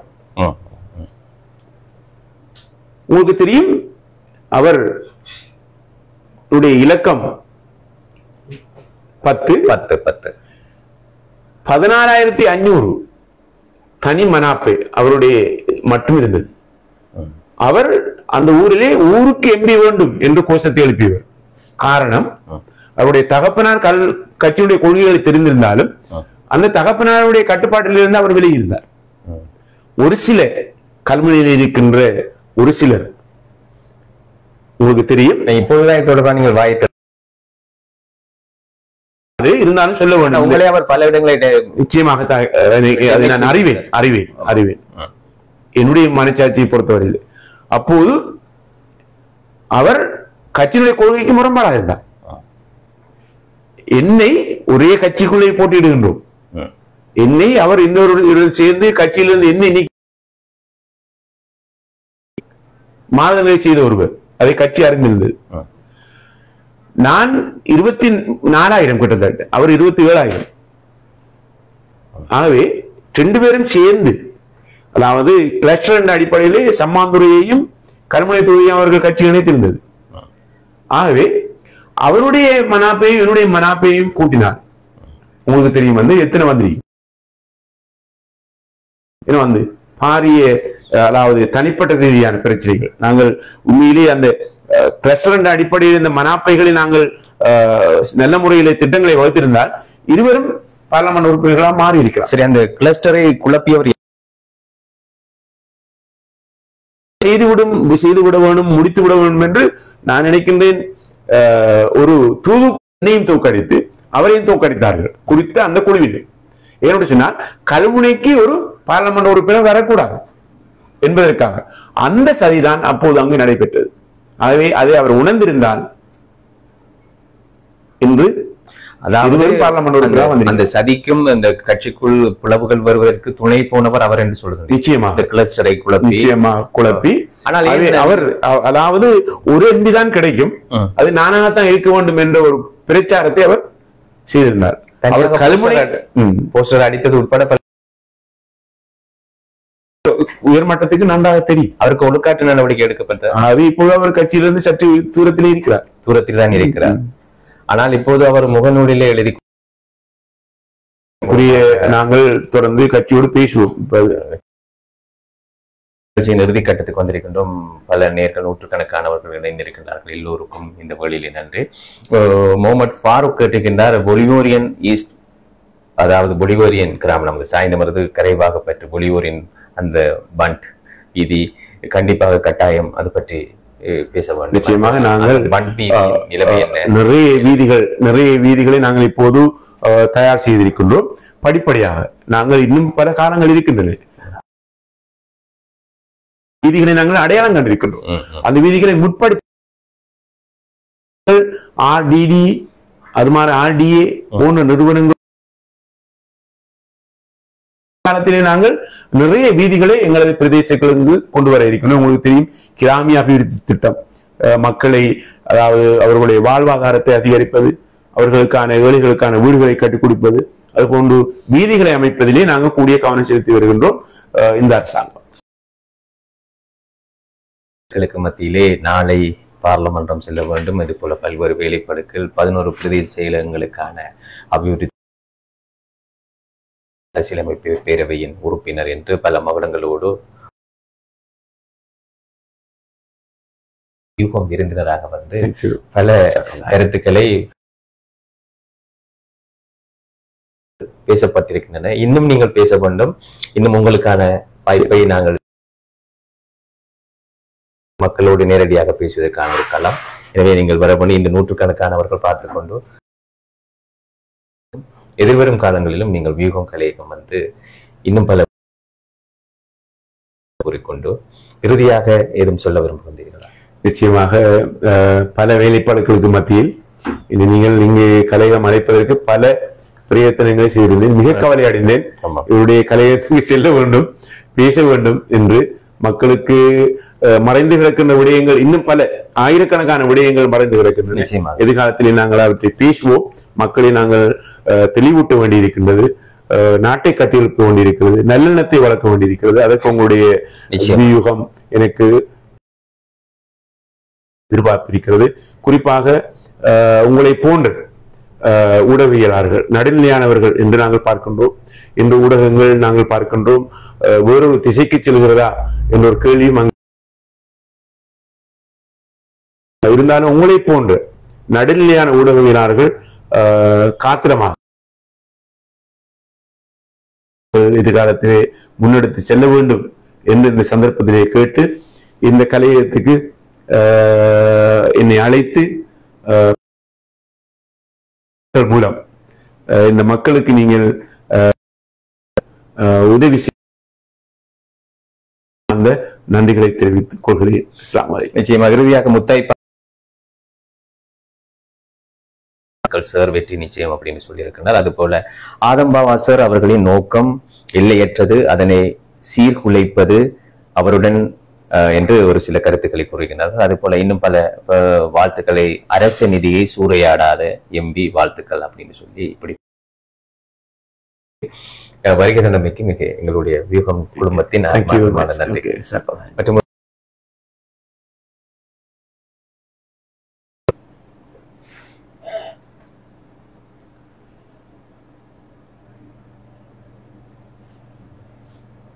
Then